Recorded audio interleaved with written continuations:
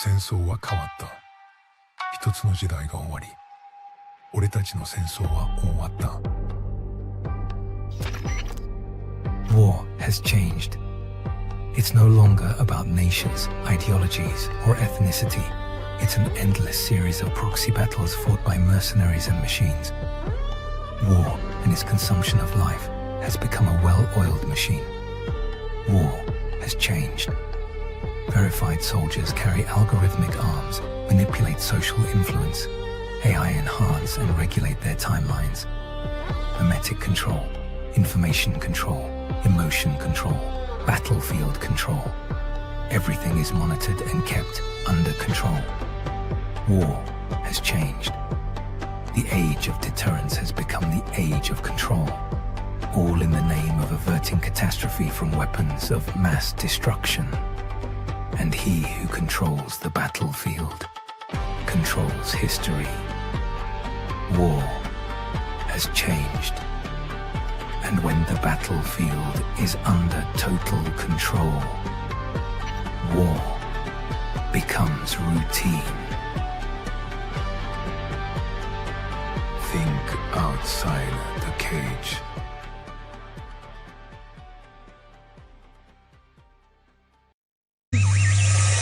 The world is getting crazier. People are acting more and more insane. The end of the world is tomorrow. Tomorrow. See, there's only one thing to do when the world is falling apart. Listen to Basil and Gonz as they discuss this week's news and events through the lens of Bible prophecy. You are listening to Canary Crime News Talk. You're listening to Canary Crime News Talk. Today is January 12th, 2026. We are live to tape on episode 906, and today, World War Q. Signing on from Off the Grid, Razzle Dazzle. I'm your best buddy Basil, and you are not crazy. And my name is Gonz, at Face Like the Sun, director of the Age of Deceit films and author of Archetypalism, your favorite Asian provocateur for Christ. Live to tape from the metaverse to bring you the best news, which is the gospel message of Jesus Christ, while reporting the egregious with a well-rounded, biblically grounded take on world events. It's a happy Monday. Sounds like somebody's got a case of the Mondays. And over the weekend, I celebrated Houseplant Appreciation Day. Did you on Saturday? No, I didn't. I forgot to get my houseplants any gifts. Yeah, I watered them. Gave him some plant crack, Yeah, get him all happy. Was late, so I got all of my plants iTunes gift cards. Perfect. So they can order some stuff online, have it delivered right to the door. Good. The robots and the plants are going to conspire together, folks. Can you order things from iTunes? Is that how iTunes? Oh, did I say iTunes? I meant Amazon. I don't know. I'm living in 2010. My brain hasn't really progressed much since back in the day. Before they. Well, the changed good news is. Neither has iTunes progressed for the past years. So you're perfect. You're perfect for each other. Great. Okay, well, it's still 2026, which means the wheels of history are grinding along faster than we can keep up with them. I say we jump right into it here, Gonz. We have our opening clip. You'll notice on the document, I did add some breaking news that will transition us into our first thing. But let's start off. I think our starting clip with Kristi Neom is a really good way to really center ourselves and understand this is good advice for everybody. I'd say this is the advice that maybe we have given for 15, 16 years, whatever it is. I guess maybe 14. Who knows? Who cares? Time is an illusion, baby. But this was Kristi Neom on CNN, a great way to start the show. I remember a time when Republicans were very careful about and worried about the government, particularly unelected people. Well, we can't trust the government anymore. Having access to personal data. Yeah. Oh, absolutely. You are the government. Yes, that's what I'm saying, is that the American people now are saying that we have had our personal information shared and out there in the public. Elon Musk has access to it. Yeah, but Elon Musk is part of the administration that is helping us identify where we can find savings and what we do. And he has gone through the processes to make sure that he has the authority. You're totally the president has comfortable granted with it. him. I am today by the work that he's doing by identifying waste, fraud, and abuse. And his information that he has looking at programs, not focusing on personal data and information. not focusing on it, but he No. has access to it.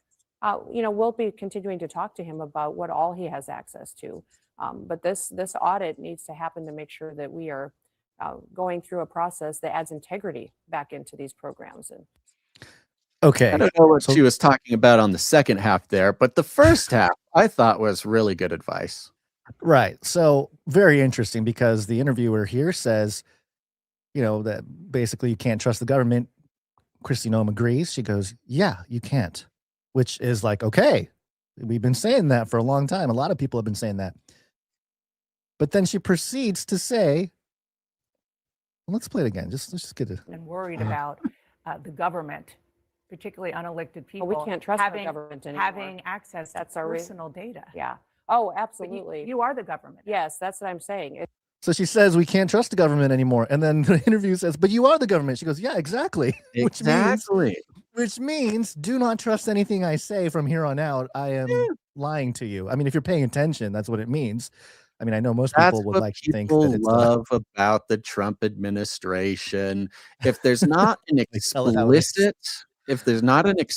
statement to not believe us, the government, it's really implied in a lot of what you hear out of the Trump administration. And this is one of the, as someone who has the wherewithal to sit back and just kind of watch the polarized teams fight each other, it's one of the really fun things to watch, because the right will say, we can't trust the government. We can't trust the government at all. And the left goes, yeah, we can't trust the government. Trump's the government. We can't trust the government. See what you're saying? And the right goes, yeah, we can't trust the government. You're right. And here's what we're doing. And even with the Elon aspect of it, saying like, yeah, we support Elon because, he's trying to fix programs or whatever. And she's like, well, doesn't he have all our data? And her response was, yeah, but I don't know if you could hear that. She said, yeah, but, he's helping us fix leaks or be more efficient or whatever it is. And it's kind of like, okay, it's a very sneaky tactic to suggest that your personal data is not part of some, collective, because the way she frames it, it's like, it's not, they're not going after your personal information. We're looking at programs. We're looking at the overall picture. But you listen to what Elon Musk said a long time ago. It's in our jingle. You are already sort of a cybernetic symbiote. Neural nets are taking over from regular programming. So you are connected. We're all connected, Basil. We're all connected. So even if you're not looking at our individual personal data, if you have all of it, you're looking at the collective private data to make decisions for the collective good, for efficiency, for all these things. It's I don't know, it's very well crafted in a way to keep everybody kind of I get the very simple message out of it from her saying, you can't trust the government. Yeah, but Elon's there. He's getting all of our data. She's like, yeah, because the government has all your data. That's the point. Like, just the news anchor's all worried about Elon Musk as like a personal civilian having access to data, but he only has the access because the government already has it, and you shouldn't trust the government. It's not about Elon as like a. Is this an old clip? This sounds like it would be from early in the administration. I don't know. It seems like it's more recent. I don't think Elon's in Doge anymore, but this is what everybody was freaking out about earlier in the year. Okay, let's jump over to some breaking news here. This will transition us into our sort of World War Q blitz in a moment. This is breaking and floating around Twitter. There is a clip attached to it. I have not watched the clip because we are starting the show. This is says breaking legislation was just filed in the House authorizing President Trump to take over Greenland for America. Now, in my thing, I said House approved annexation of. Apparently, this is not approved, but they have filed in the House the ability for Trump to grab Greenland. There's a clip attached. Let's see what this clip says. Let's see. Let me set it up here. Sorry, this is from about an hour ago, by the way, as well. An hour ago. It's one of these split screen thingies. So we got like the bottom Greenland. Is just footage of Greenland. Okay. Okay. All right, here we go. He felt very strongly we need it for we need Greenland for national security, not for minerals. We have so many sites for minerals and oil and everything. We have more oil than any other country in the world. We need Greenland for national security. And if you take a look at Greenland, you look up and down the coast, you have Russian and Why did the guy splice in the Trump thing?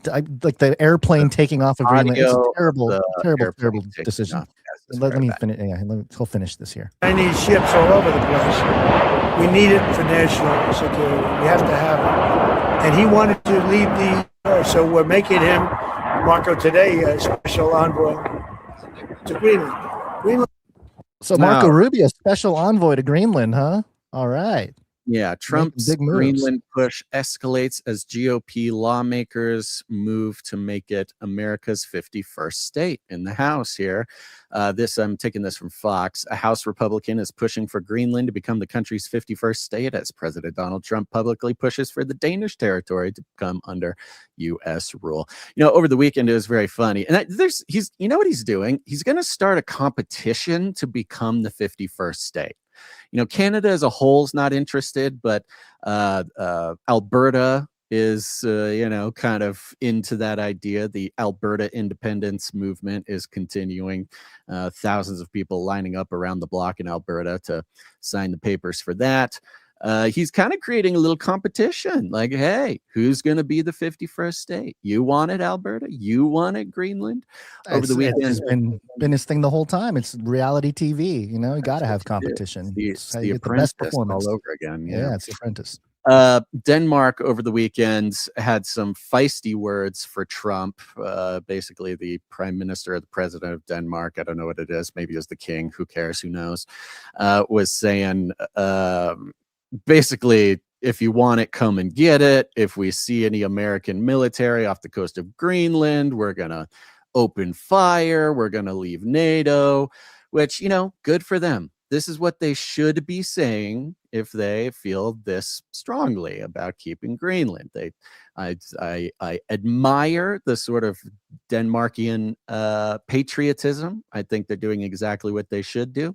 But, I don't know if actually firing on the U.S. military off the coast of Greenland is really the most prudent way to handle that geopolitical situation.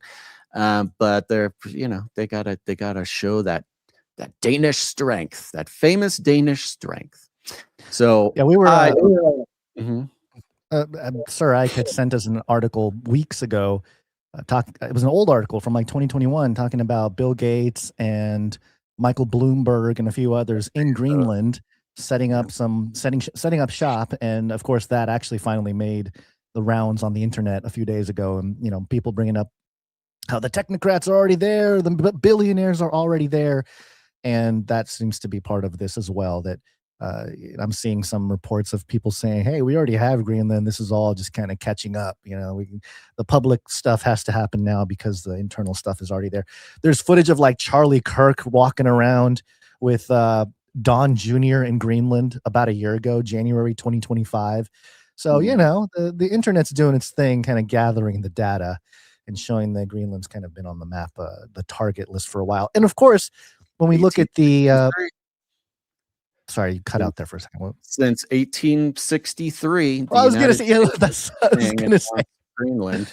The map of the technocrats that we pointed out, and others have pointed out. I think Mel from Truth Stream had the post from like last year. I think it was like January or February of 2025, talking about the Technate map.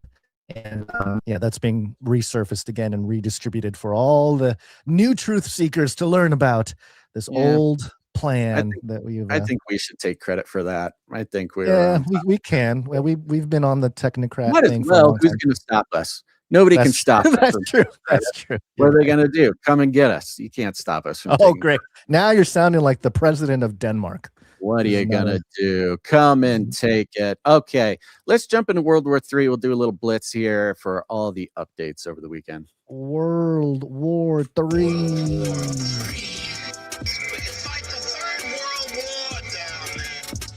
Down there. I see you have the old clip up there, Gons. If you go in there now, you can open up the clip that I stalled starting the show to find the correct clip. The correct clip is in there. But it's not the correct clip? Nope, I'm looking at it. That's the one that you put in there. I corrected it by putting in the, correct clip. So Venezuela seems like a lifetime ago now. That's continuing on. But there has been some, I guess, some breakdown, some debriefing that's been making its way around the internet. One of the very interesting points being made was from one of the Venezuelan security guards or security forces on the night of the American operation in Venezuela. And he comes in with some insight, some boots on the ground reporting. Now, the original video of this fella saying this stuff was all in Spanish, but the clip that I got us there, Gantz, is a fellow reading it to us in English, and it's got So some you're just very talking about the clip that's next to the second clip in the same post. Is that what you're talking about? The one with this dude here? I don't know. Is it 2 minutes long?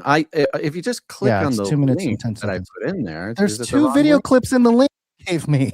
Settle down, Gonzo. There are 2 Settle clips. down. I mean, I'm looking right at it. One in It was English. It's the one in English. It's okay. Okay, It's too so- early in the show to get so riled up, Gons. No, I'm just saying. You yell at me for not having the right thing link up, but I'm literally clicked on it.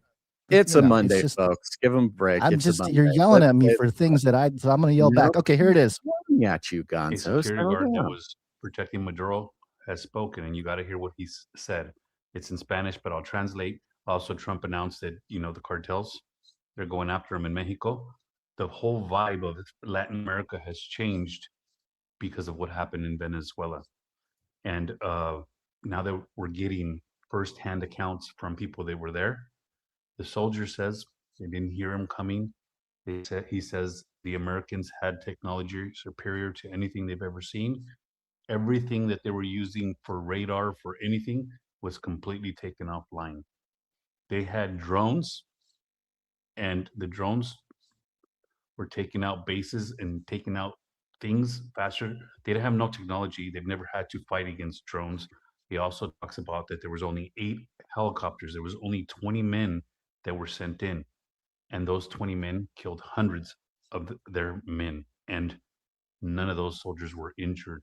He talks about it felt like they were firing 300 rounds a minute.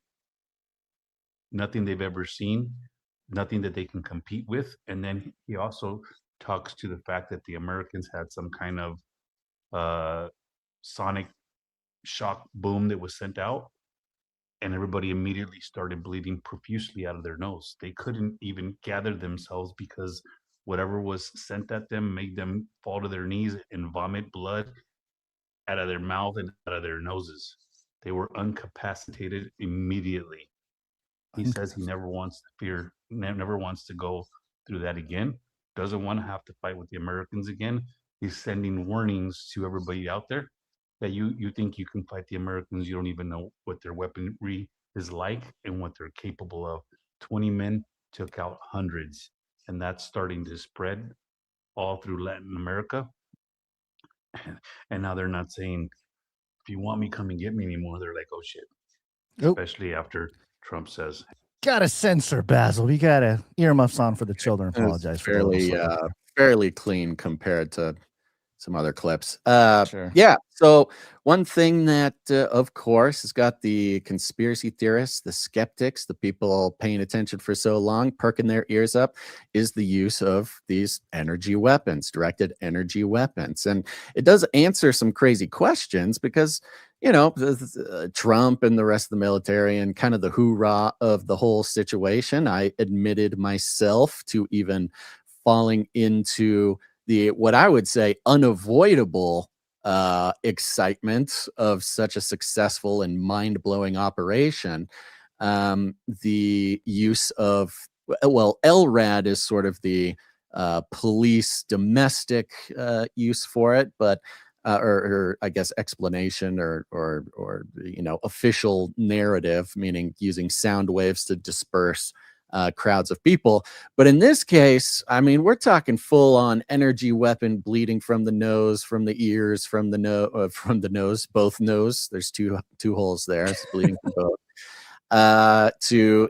Which it brings some explanation how 20 guys can take out like 300 Venezuelan and Cuban security forces. Of course, the direct security forces that were protecting the Venezuelan president were not Venezuelan, because of course, if you have locals protecting your dictator, there's lots of opportunities for people, malcontents, to get inside and, who are unhappy with the way things are going. It was actually Cuban special forces that were protecting Maduro directly. Which will be interesting coming up in our next things here. What do you have? Oh, yes. And this is interesting because this actually is an interesting sort of disclosure moment, not for UFOs, UAPs, things like that, but for a long held, it almost seems quaint now. The idea of directed energy weapons being real or not real, whatever this discussion is, it feels almost like you're in a cozy little cottage sitting next to a fireplace, remembering the good old days of being called a conspiracy theorist. But we have an update on that, Gons. What is that? Yeah, so the National Defense Authorization Act for fiscal year 2026 included cognitive electromagnetic warfare as part of their budget. Woo! And so my initial reaction, I wrote this on X. I know everyone's freaking out about this being included in the budget, and everyone was freaking out. Everyone, oh, it's in the budget. I don't seek worldly clout, but myself and many others who have discussed these topics for a long time have lots of receipts here on X, Twitter, and on YouTube discussing voice to skull. Remember voice to skull? That was a big conspiracy a long time ago, but apparently they're using some of that now, and other forms of tech they've been using for decades. And in South America seems to have always been a hub for that kind of technology. Remember those ambassadors a couple years ago that had Havana syndrome? Yeah, Havana syndrome. So this is not new for South America. In fact, over the years, many people have reached out to me asking how they can stop harassment they're getting from these kinds of electronic weapons that can be used from a distance. I felt helpless other than to recommend prayer and God's intervention to stop it. It's difficult to help someone tangibly when the attack is from an unknown source for unknown reasons using unconventional tactics and tech. But we've gone from no one believes you to it's in the military budget without much public education on its capabilities and potential and likely real life abuses. I know these devices directly or indirectly have affected the mental health and well-being of many people out there, and this includes many American citizens. So if that's you, now's the time to speak up again. We really do deserve an answer. But in the meantime, don't freak out. It's simply the highly bizarre and rapidly dystopic world we're in now, where the gap between the technological haves and have-nots continues to widen. It's the Tower of Babel revived. And I've always believed that Jesus' second coming is not just random, but to prevent the total self-destruction of mankind. Collectively, fallen mankind just can't help themselves. And I quote Matthew 24:22, where it talks about, unless those days were shortened, no flesh should be saved. But for the elect's sake, those days will be shortened. And specifically, the no flesh should be saved is so plausible today with our technological capabilities. And then, of course, the heart of sinful man. I mean, it's total destruction. I suppose this has been the narrative since the nukes have been around, or allegedly around, for the last 100 years or so. But that premise or that concern has only gotten worse with the ability to pull off pandemics, the ability to have little mosquitoes that might carry some kind of biological agent that can cause chaos. And so the level of urgency when it comes to this type of technology is at an all-time high. The abuse of them is very much in play. Now, I suppose the United States the military especially wielding this technology for the purposes of taking down a socialist government or whatever is good for the narrative. It's good for the public to sort of be introduced to this type of thing, because it's at least used in the context of benefit for the West and specifically America. But there is a long history of these technologies being used in Iraq and against just our common citizens here in America that it seems like it's people dismiss it, because how are you supposed to prove that people are getting attacked and abused with this type of thing? So I don't know. I don't know if we're ever going to come to any answers for that, but at the very least, we can understand that it was real and that people that have genuine concerns, maybe, they need to speak up again, or at least have their stories be looked at, and maybe we can create the ripple effect for change later on or something. But You're yeah, speaking this of technology is I'm talking the specifically about people out there that have been affected by this. the targeted individuals is Targeted individuals. the phrase. Yeah. The phrase, sure, yeah. So yeah, I mean, again, the technology has existed.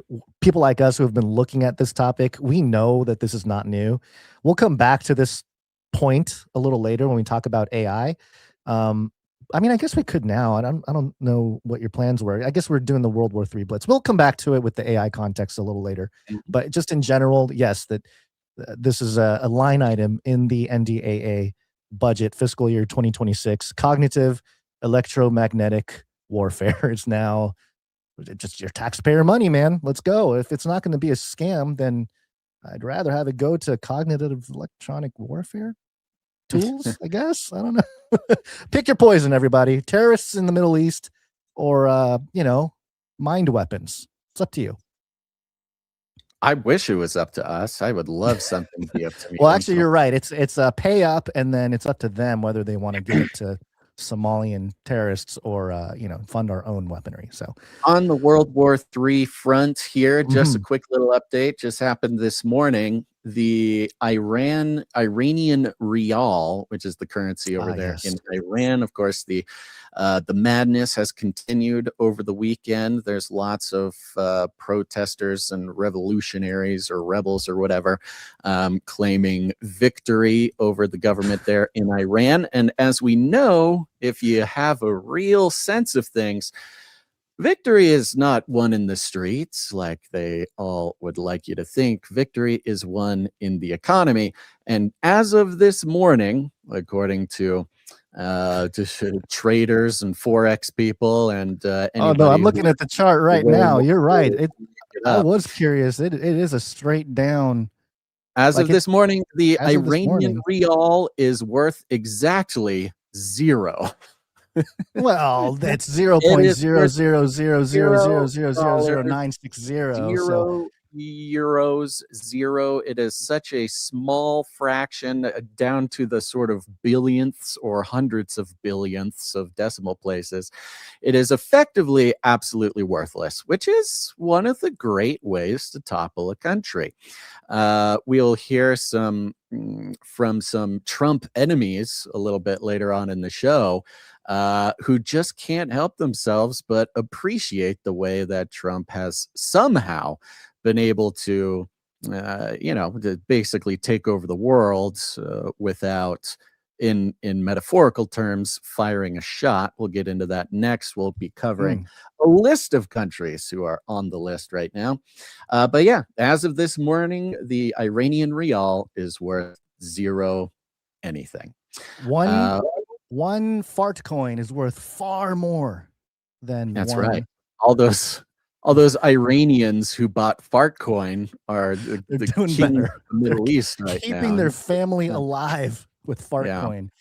And of course, this has had effects all over the world with certain cryptocurrency prices, as well as silver hit $85 this morning. So that continues to climb. But Iran is just one of these, where there's going to be more Iranian updates as the week goes on. But let's head over to Cuba real quick. We're going to Cuba. We're going to Havana, Cuba, where the White House X account has reposted an image of Donald Trump's Truth Social account that says Cuba lived for many years on large amounts of oil and money from Venezuela.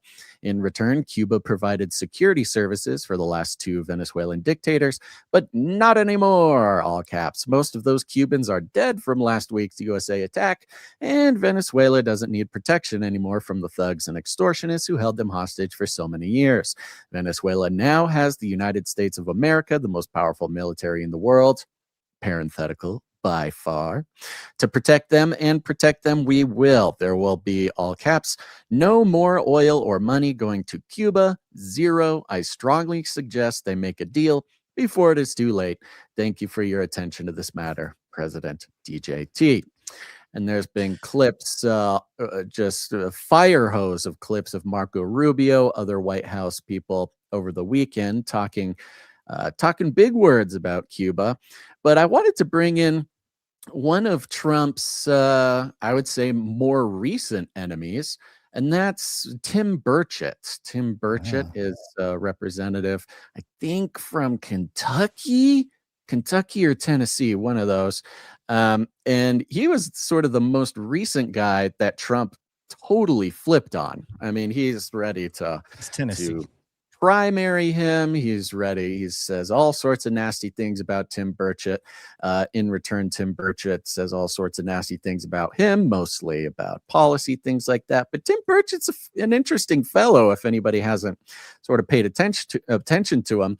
He is, not from a political family. He is kind of one of these down home boys who happen to get elected in his state. He makes skateboards in his spare time.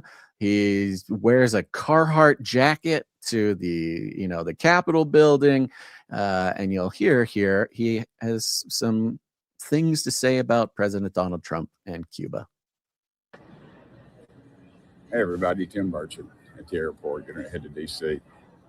Hey, saw where President Trump was putting pressure on Cuba by shutting down Venezuelan oil.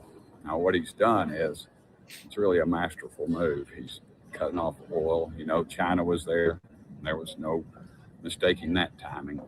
They're clearly going to make a move on Taiwan, and they need that oil. Russia needs that oil. And Trump took it over and seized it and embargoed it, I guess is what they say. But something else that he did was he stopped Cuba from getting it. Now, Cuba, of course, 90 miles off the coast of Miami, communist-owned run, used to cost Russia $1 million a day to keep them afloat, alive. And now, of course, they're bogged down in Ukraine. But by Trump seizing that oil and stopping the flow to Venezuela for the first time, realistically, in my life, we have a chance of making a change in Cuba. Castros are murdering thugs, Fidel and his brother now, and whoever else. And it's just got to end at some point. When I was younger, I thought all our blustering talk was, we're gonna end Cuba, end the communist reign there, and it never happened. But this is a clear and decent shot we have. If anybody can pull it off, it's Trump. He understands. The most powerful thing we have is our military, but the second most is our economic power. And that's what Trump's going to use. And he'll do it without firing a shot. So I support this move. I hope we can end the communist reign on Cuba. Those people have been imprisoned. And that's why they're always trying to escape, get to Miami. And some of the most loyal, patriotic Americans we have are Cuban Americans because they get it. Anyway, we'll watch what happens this week. Thank y'all for sending me here. We'll watch what happens this week. Right. So Cuba, we covered the Cuban leader last week, kind of repeat the same thing that many South American leaders have repeated, which is come get me, you coward. I'd like to see you try. And Cuba is an interesting one. We kind of consider our relationship with Cuba in a long-term sort of historical context. It's kind of like a Cold War thing, Kennedy and the missile crisis and things like that. To a normal everyday person, it doesn't seem like we have a whole lot to worry about with Cuba. But it is sort of a puzzle piece in the entire, I guess, anti-American jigsaw puzzle that seems to be getting thrown up in the air right now. Preferably, it would be nice to, if something like this is going to happen, prefer it to be economic and not, another military thing. Although, who knows? Trump likes to kind of show that off, apparently. So we are not ending there at Cuba. You have anything to say about Cuba? Not a whole lot, other than isn't it next to Venezuela? It's part of the, if I'm Off not the mistaken. off the coast of Oh, I guess Florida. it's an island. Yeah. More of an island. Yeah, no, it's been part of the long-term ops, especially with the CIA from the 60s and 70s. And I'm sure they've been getting whatever they need to out of the whole situation there. And so now that there is change upon us, wholesale changes across the board when it comes to governments. And, we talked about the idea of switching out a lot of the supply chains, kind of like a patch bay. Cuba's role may have shifted in this new type of, I guess, nationalism. But we'll see. I'm not surprised either way, and you're right. I mean, we've been told about Cuba. It's all through history, American propaganda. Yeah, not a whole lot going on now. Right. At least Yeah. not sort of publicly in the Publicly, news right, or yeah. whatever. But it is, it's kind of like Venezuela in a way, that it is sort of a foothold for China and Russia, and it's 90 miles off the coast of Florida. It is a little too close for comfort. That's kind of always been the deal. And that's why Cubans who are tired of Cuban communism are able to buy a floaty toy at a gas station and try their best to get across to over there to Miami or to the coast of Florida, the Keys or something like that. I say that just to make a point about how close it is. So even extending that sort of defensible border, pretty obvious thing in the context of, like Trump has been hammering home with Greenland, the national security angle, not necessarily the economic or resource. Gotta protect the Bermuda Triangle portal. It's where all the aliens come through from the hollow earth, and where Russia sends giving that away. Intergalactic emissaries to go through the Bermuda Triangle portal.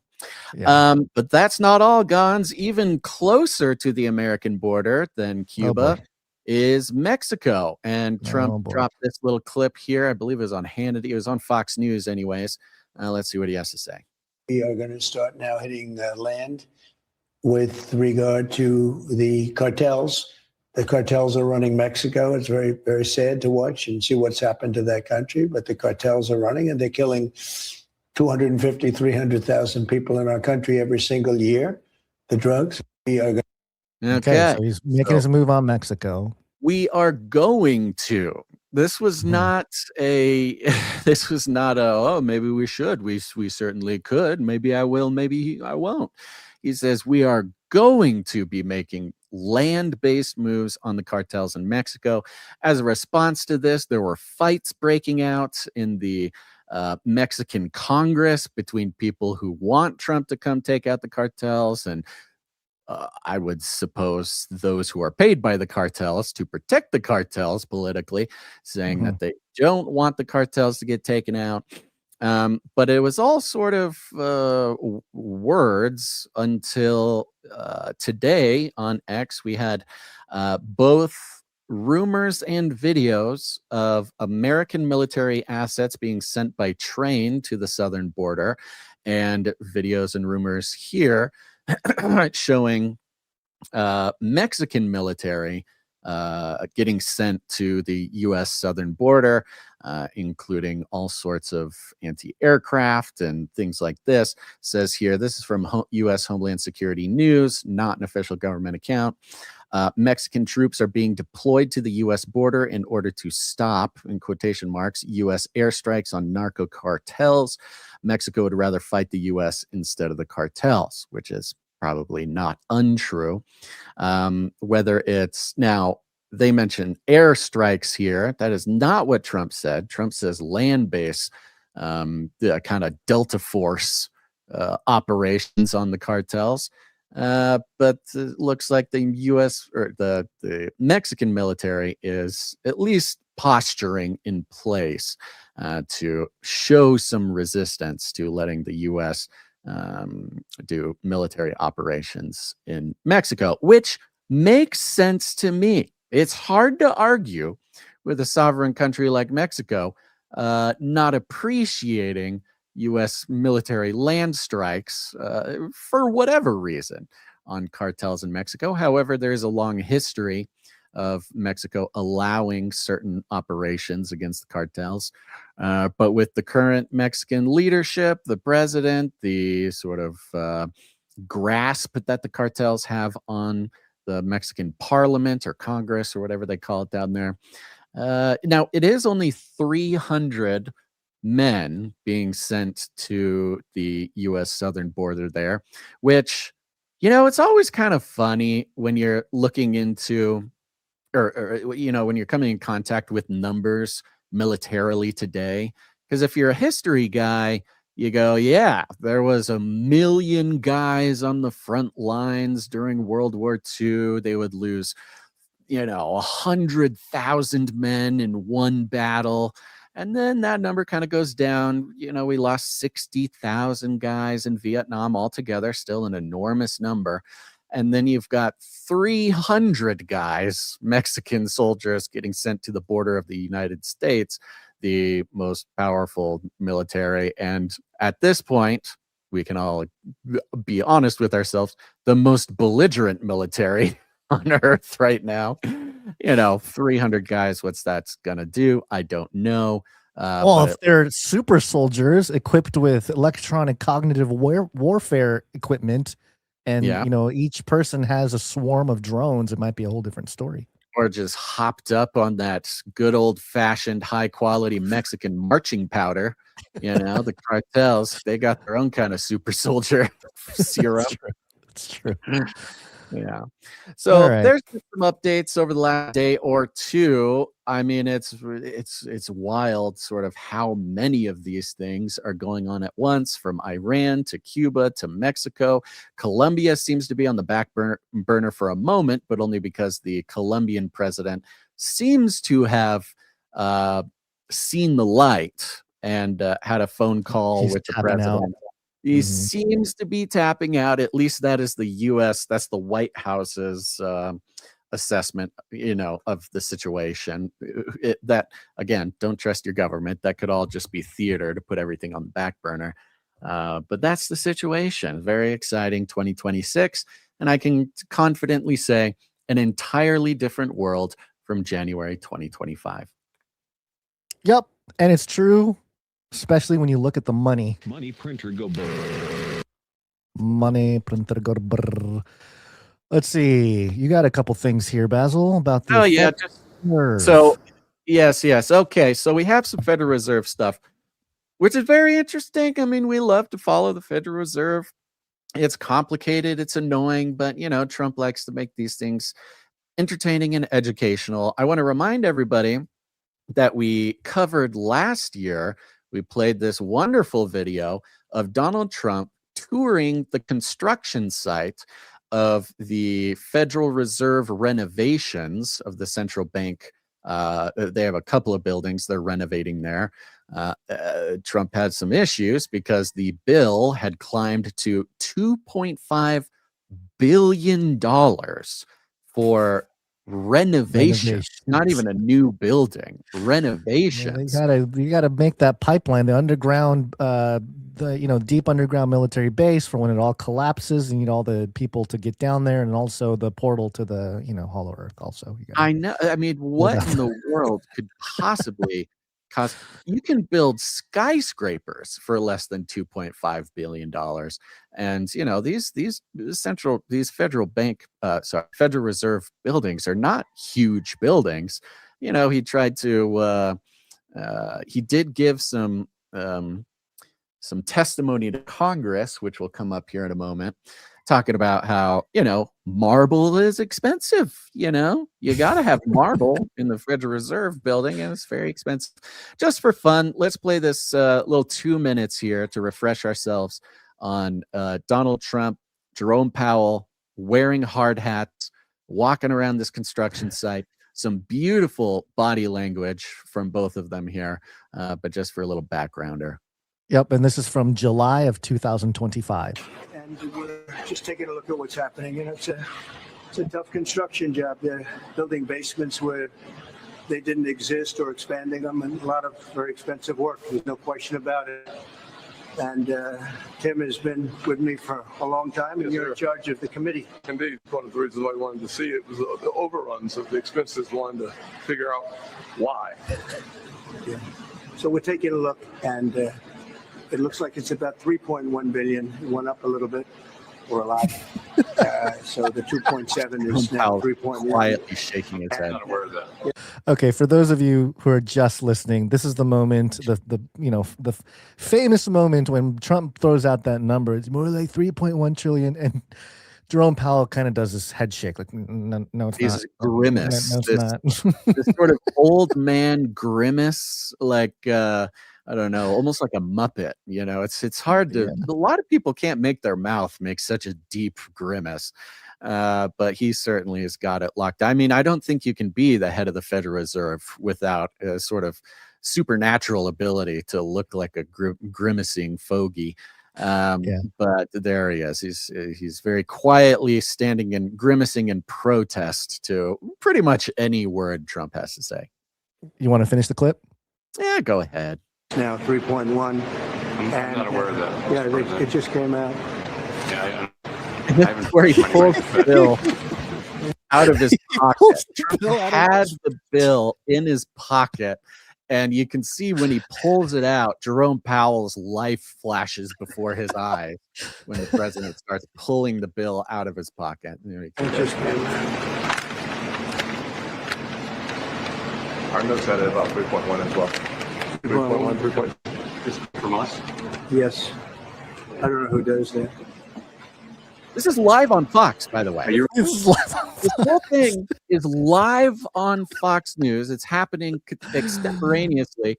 And Trump pulls out the bill while they're having this like casual, it's a stroll press thing, like, pulls the bill out, hands it to Jerome Powell, the head of the Federal Reserve, the arguably the most powerful guy in the world, or at least one of them.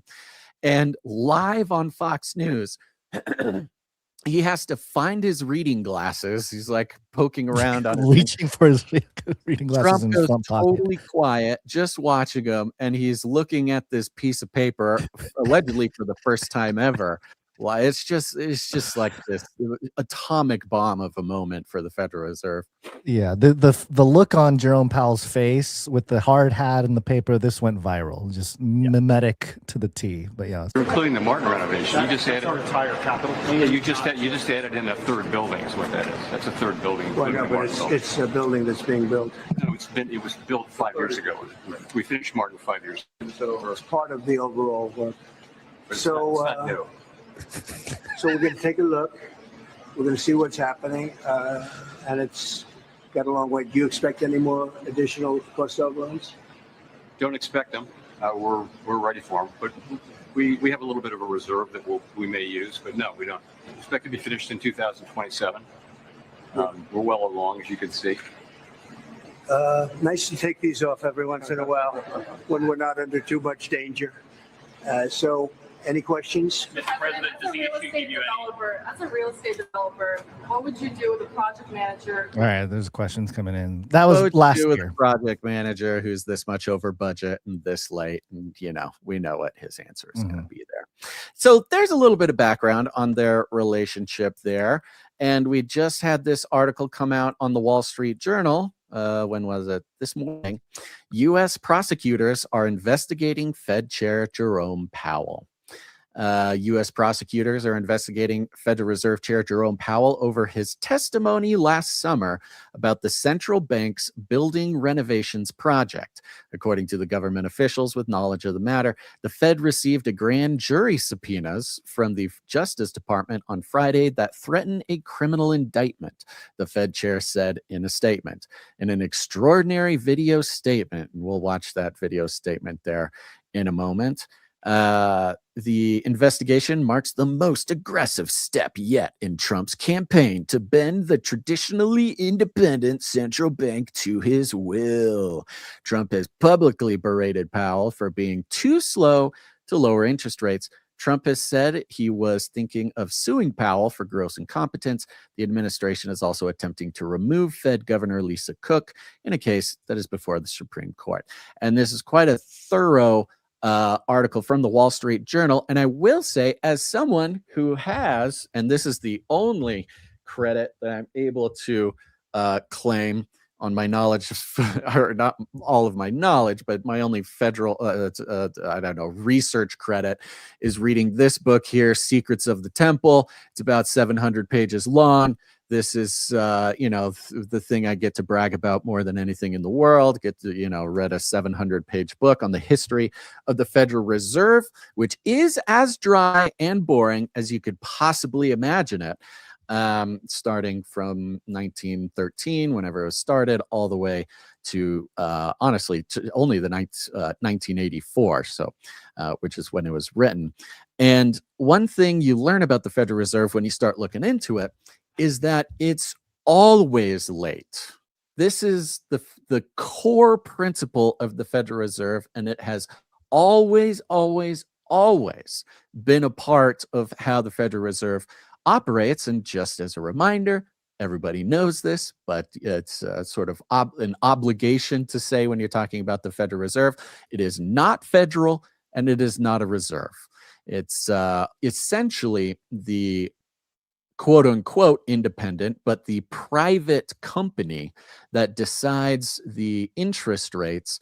And by deciding the interest rates, as we know, we've gone into it before, that is what prints money. The printing of money is directly related to the setting of the interest rates. And the Federal Reserve has never not been late. So every crash we've ever had, every recession we've ever had, has always 100% been caused by the Federal Reserve not acting in time. And this is according to their own history, by the way. So when it comes out and Trump says, hey, you're going to be late for fixing this thing, there's no way with any historical precedent whatsoever that anybody could possibly say that Trump is wrong. He is right. They are late now, and if not late now, they will be late, because in a sense, it tends to be the governing principle of the Federal Reserve is to manufacture things like recessions, depressions, of course, for the benefit of the lizard people vampires who rule the world. Now, the criminal indictments, they come from the White House prosecutor, Jeanine Pirro, who we all know Jeanine Pirro. Is that Judge Jeanine? Judge Jeanine. We got Dr. Oz in the health department. We got Judge Jeanine in the prosecutor's office. Yeah. When asked, Trump answered, "I wouldn't even think of doing it that way. What should pressure him is the fact that rates are too high," basically denying that he even knew anything about the indictments going out. And the fact of the matter is that, and this is the really weird part, okay? And this article goes into it a little bit, but it's very vague. There's two interesting things. This would be used to try to get Jerome Powell out of the Federal Reserve. Jerome Powell, his time as the head of the Federal Reserve ends in May. So we're 4 months away from him being done with the job anyways. In this article, they very briefly describe a situation where if this case picks up steam and is rolling by the time Federal Reserve Jerome Powell is set to leave the Federal Reserve, it is possible that it will force him to stay in the position. So while the mainstream media is trying to convince you that this is Trump trying to kick Jerome Powell out 4 months before his term ends, there is weird legal twists and turns that this could actually cause Jerome Powell to have to stay in the position until the lawsuit finishes. Because if he's not in office, then there's nothing to do about it. And these sorts of court things, they don't get wrapped up in 4 months.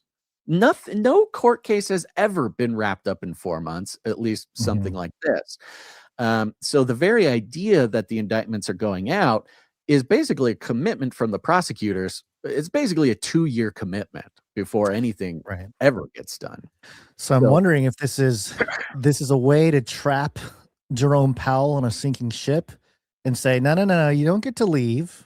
You got to stay there while the Titanic is sinking. Like you don't get to be one of those people with the a raft to get out. Or it's just pressure, just more pressure of like, hey, you better do your thing before you get out, because this thing is gonna drag out, and sort of like a final pressure move to get him to do things like lower the rates. Maybe I think that's really the bottom line here as far as Trump is concerned, and he'll use whatever tactics to try to get that done.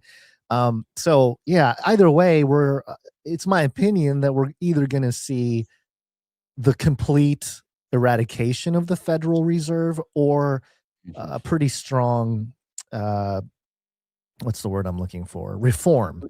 Yeah, at least a reinvention. Right. It's like bring the Trump people in there, and maybe the Federal Reserve gets to keep its name, but sort of the way things work it's a little bit more friendly to the just they got to remarket to the people, because most people are starting to recognize that this whole Federal Reserve thing is a centuries old scam. It's like a big, it's part of the reason why we're having all these economic issues all around the world. So we've talked about the book about the economic hitmen.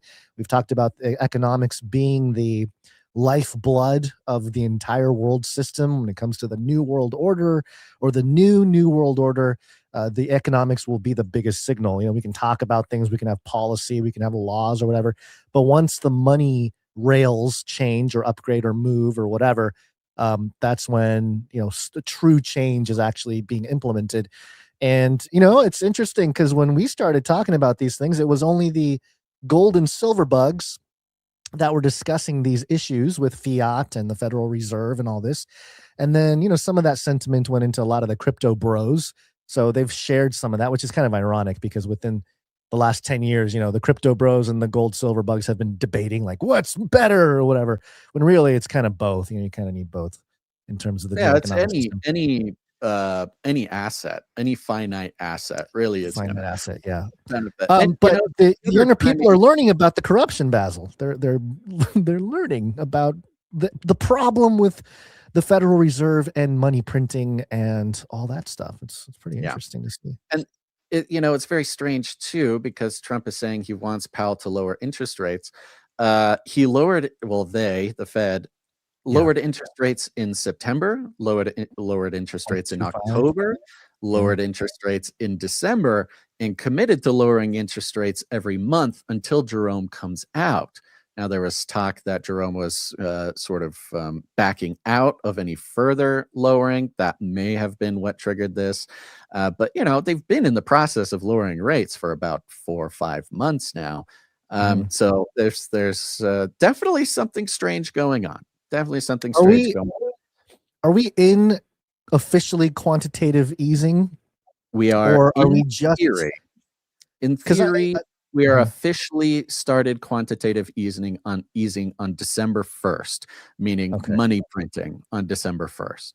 Right, because I've heard theories that there's we ended quantitative tightening, but there's sort of a lull period between the end of tightening and the beginning of a true type of easing, where they really print money. They do it, a couple they just like a trickle out, something like that. So we'll see. Now, if you don't understand it all, that's totally fine. It is just very strange, and there's obviously something else going on. However, we did have a response from Jerome Powell in a video he posted. It's about 2 minutes. We can watch it here. Don't fall asleep. Good evening. On Friday, the Department of Justice served the Federal Reserve with grand jury subpoenas, threatening a criminal indictment related to my testimony before the Senate Banking Committee last June. That testimony concerned in part a multi-year project to renovate historic Federal Reserve office buildings. I have deep respect for the rule of law and for accountability in our democracy, No one, certainly not the chair of the Federal Reserve, is above the law. But this unprecedented action should be seen in the broader context of the administration's threats and ongoing pressure. This new threat is not about my testimony last June or about the renovation of the Federal Reserve buildings. It is not about Congress's oversight role. The Fed, through testimony and other public disclosures, made every effort to keep Congress informed about the renovation project.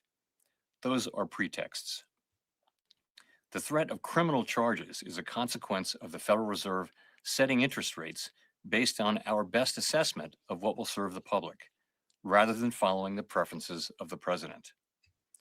This is about whether the Fed will be able to continue to set interest rates based on evidence and economic conditions, or whether instead monetary policy will be directed by political pressure or intimidation. I have served at the Federal Reserve under 4 administrations, Republicans and Democrats alike. In every case, I have carried out my duties without political fear or favor, focused solely on our mandate of price stability and maximum employment. Public service sometimes requires standing firm in the face of threats. I will continue to do the job the Senate confirmed me to do, with integrity and a commitment to serving the American people. Thank you. As boring as a Federal Reserve chair could possibly make it. It's in his job description to make stuff as boring as possible.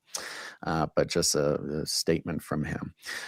So yeah, very interesting. Even more interesting as we see all the other moves by Trump regarding banning corporations from buying single-family housing, the crypto bills that have passed and are still coming, the silver, gold, and Bitcoin economy, all these things, and of course the CBDC movement across the board.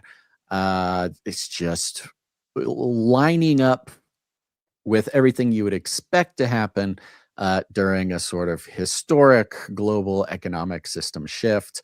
And along with that, you cannot do all the things that Trump is doing without also talking about income tax. He's done it before, he did it again, and he's going to keep doing it until, well, don't trust your government. For the next couple of years, I think we'll substantially be cutting, and maybe cutting out completely, but we'll be cutting income tax. Could be almost completely cutting it because the money we're taking in is going to be so large. And yet, other countries who have been ripping us off for many, many years, and many years they've just been ripping us to shreds. There Yes, they have. They've been ripping us to shreds for years. Yes, not a joke. Not a joke. No on the income tax. Where it was interesting. Where's that tax money gonna come from then? Well, it's gonna come from tariffs, guys. Tariffs? Okay, it's tariffs, baby. It's tariffs. And I had one little thing a little bit out of order here, Guns. We're gonna go to the Trump. I know what you're doing. Tariff. I track. This was posted by the White House, again, of another Trump Truth Social thing here. It's very small. Let's see if I can get a little bigger. I can read it. Yeah, Trump said this: the actual numbers that we would have to pay back, and this is in response to the Supreme Court this week is poised to decide whether Trump is allowed to continue his tariff policy or not.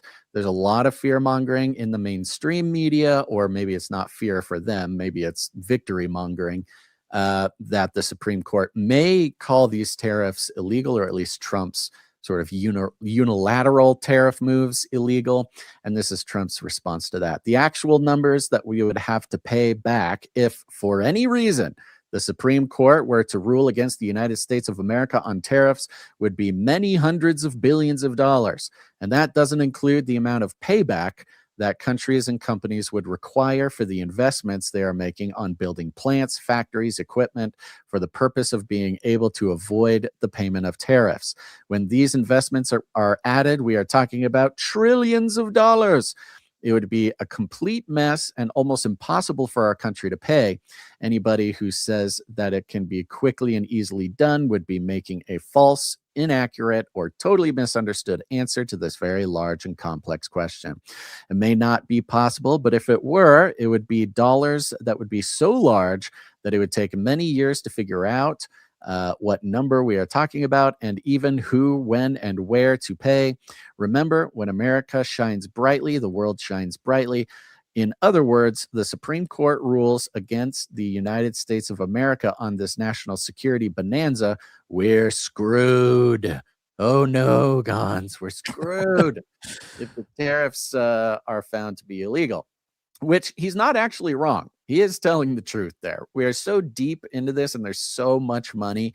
Every so often when he wants to do something and not spend taxpayer dollars, he says, "Oh, look at that! We've got $100 billion from the tariffs. Who knew we had it? We have it. We're going to do this, or that," which included paying the military a bunch of bonuses during the government shutdown, and etc. And the tariffs is what he has based this no income tax thing on.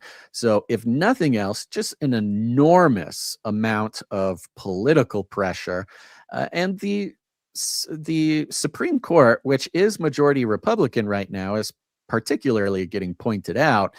The long story short is the Supreme Court, as it would be the case anyways, is basically the deciding factor on, at least as Trump is positioning the argument here, on either the survival or destruction of the American dream, and or maybe just the American economy as a whole. Because remember, what was I going to go into? I was going to mention something here. Because remember, the tariffs were essentially one of the answers that the tariffs were here to provide, was the enormous, something like $7 trillion of refinancing that the country needs to do on its own debt in the next couple of years. That is the stated reason why Trump needs Jerome Powell to lower interest rates, because we're basically at a point at the end of the year, we got to refinance $7 trillion, and at high interest rates, that basically puts the country of the United States of America insolvent by, coincidentally, 2033. But if you can refinance or find a way to figure all this financial stuff out, then, we can push off the demise of the country. But the fact that it is 2033 rings some very interesting bells for those who have been paying attention. Of course. Yeah. And well, there's so many layers to this too. I mean, I was going to get into some other stuff here with a couple things biblically. You got Leviticus, and there's multiple passages. You must not use dishonest measures of length, weight, or volume. Maintain honest scales, stuff like that. There's passages about usury and things. But Basil, I know the young people are starting to understand the issue with something like the Federal Reserve, endlessly being able to print money. People are asking why we have to even pay taxes if they can just print money. There's, the young people are onto it. They're learning about it. How are they receiving this information? Yeah. How are they absorbing this type of knowledge? Give a little bit of insight. The kids are going to be okay. All right. The Gen Z is not so young anymore. They're 25 to 30. Some are just starting to cross the threshold into their 30s, 31. And, they're starting to catch on to a lot of this mess. We've been seeing the Gen Zs become a big active part of a lot of things. Nick Shirley's 23 years old, et cetera, et cetera. They're coming to the age where things like taxes actually matter. Those who actually have jobs, are getting concerned about these things. And they're becoming surprisingly educated on the Federal Reserve and economic policy and personal strategy. And I found a TikTok that I think explains a lot how the Gen Zs are getting educated. For those who are watching, you can see this. For those who are listening, you're going to hear two voices. Yes, that is Peter Griffin and Stewie Griffin from the show Family Guy. You're going to be watching some game footage of Minecraft. Uh, all over the entire screen is about a half a dozen arm-waving inflatable tube men, like you see outside of a used car dealership flying around. You'll hear some strange audio.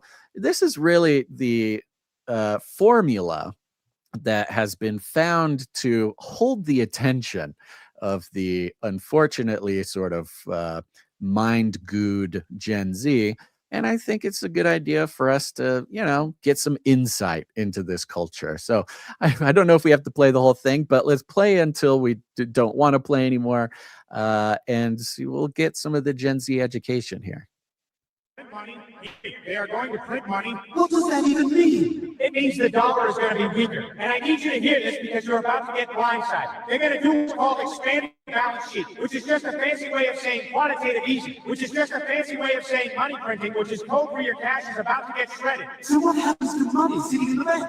It becomes weaker. You leave your money idling in the bank account, losing value while the Fed quietly floods the system with liquidity.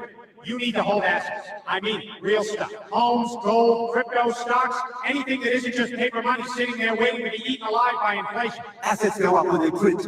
Eventually, yeah, and timing matters. Right now, the system is stressed. First brands collapsed, Tricolor Holdings went under, hidden debt everywhere, consumers drowning in loans, auto, business, personal, delinquencies at decade highs. The market looks calm, but that's a mirage. Okay, I got to stop it there. I'm starting to lose my mind watching this thing. This brain is starting to blow. Mass MK Ultra machine, but the kids are figuring it out, man. Whatever it takes, it's good. This is very the buy gold thing. We have a part of our end of show jingle that if you listen to the show till the end, we've been telling people to buy precious metals for a long time. Remember, reality is an illusion. The universe is a hologram. Buy gold. Buy.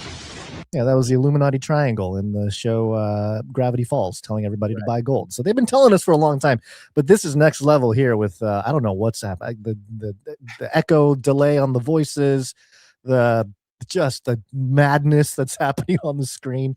I'm pretty sure I'm getting hypnotized right now. It's telling me to buy crypto, Basil. Should I go buy some crypto right now? Anything that's not paper money. Peter Griffin is telling me to buy crypto and gold and silver and well, it's funny because he mentions, real estate, gold. Yeah, anything that's not paper money. And for the younger generation, for Gen Z, that pretty much only leaves crypto because they're not going to buy any real estate. That's impossible right now. They're priced out. They're pretty priced out of gold. It's not easy also to buy physical gold and silver. Yeah, right now especially. Yeah, so Costco just started limiting their silver bar. Like it's hard to even get your hands on gold and silver right now, and so that really just leaves crypto, and that's Basil. There are ways to get around this. I saw somebody that said they sold all their crypto and they bought like 25,000 electrical switches because within each electrical switch is a little bit of silver, a little bit of copper. And, when the energy grid goes down, who are you going to call? You're going to call the guy that's got 25,000 electrical switches. That's the kind of thinking outside the box that I think Gen Z is going to excel at right now. Kind of got it with the toilet paper. It's kind of like stacking thousands of dollars of nickels in your garage. Hey, the nickel meta is real, man. You gotta anytime you make some change or you pay with cash and you get some nickel, make sure you pocket that nickel. Don't throw that nickel in the tip jar. Throw the other stuff, the quarters and the pennies or something. But I found a penny the other day. Wait, they stopped the penny. Yeah, grab the pennies. Found an ancient coin from a time long ago.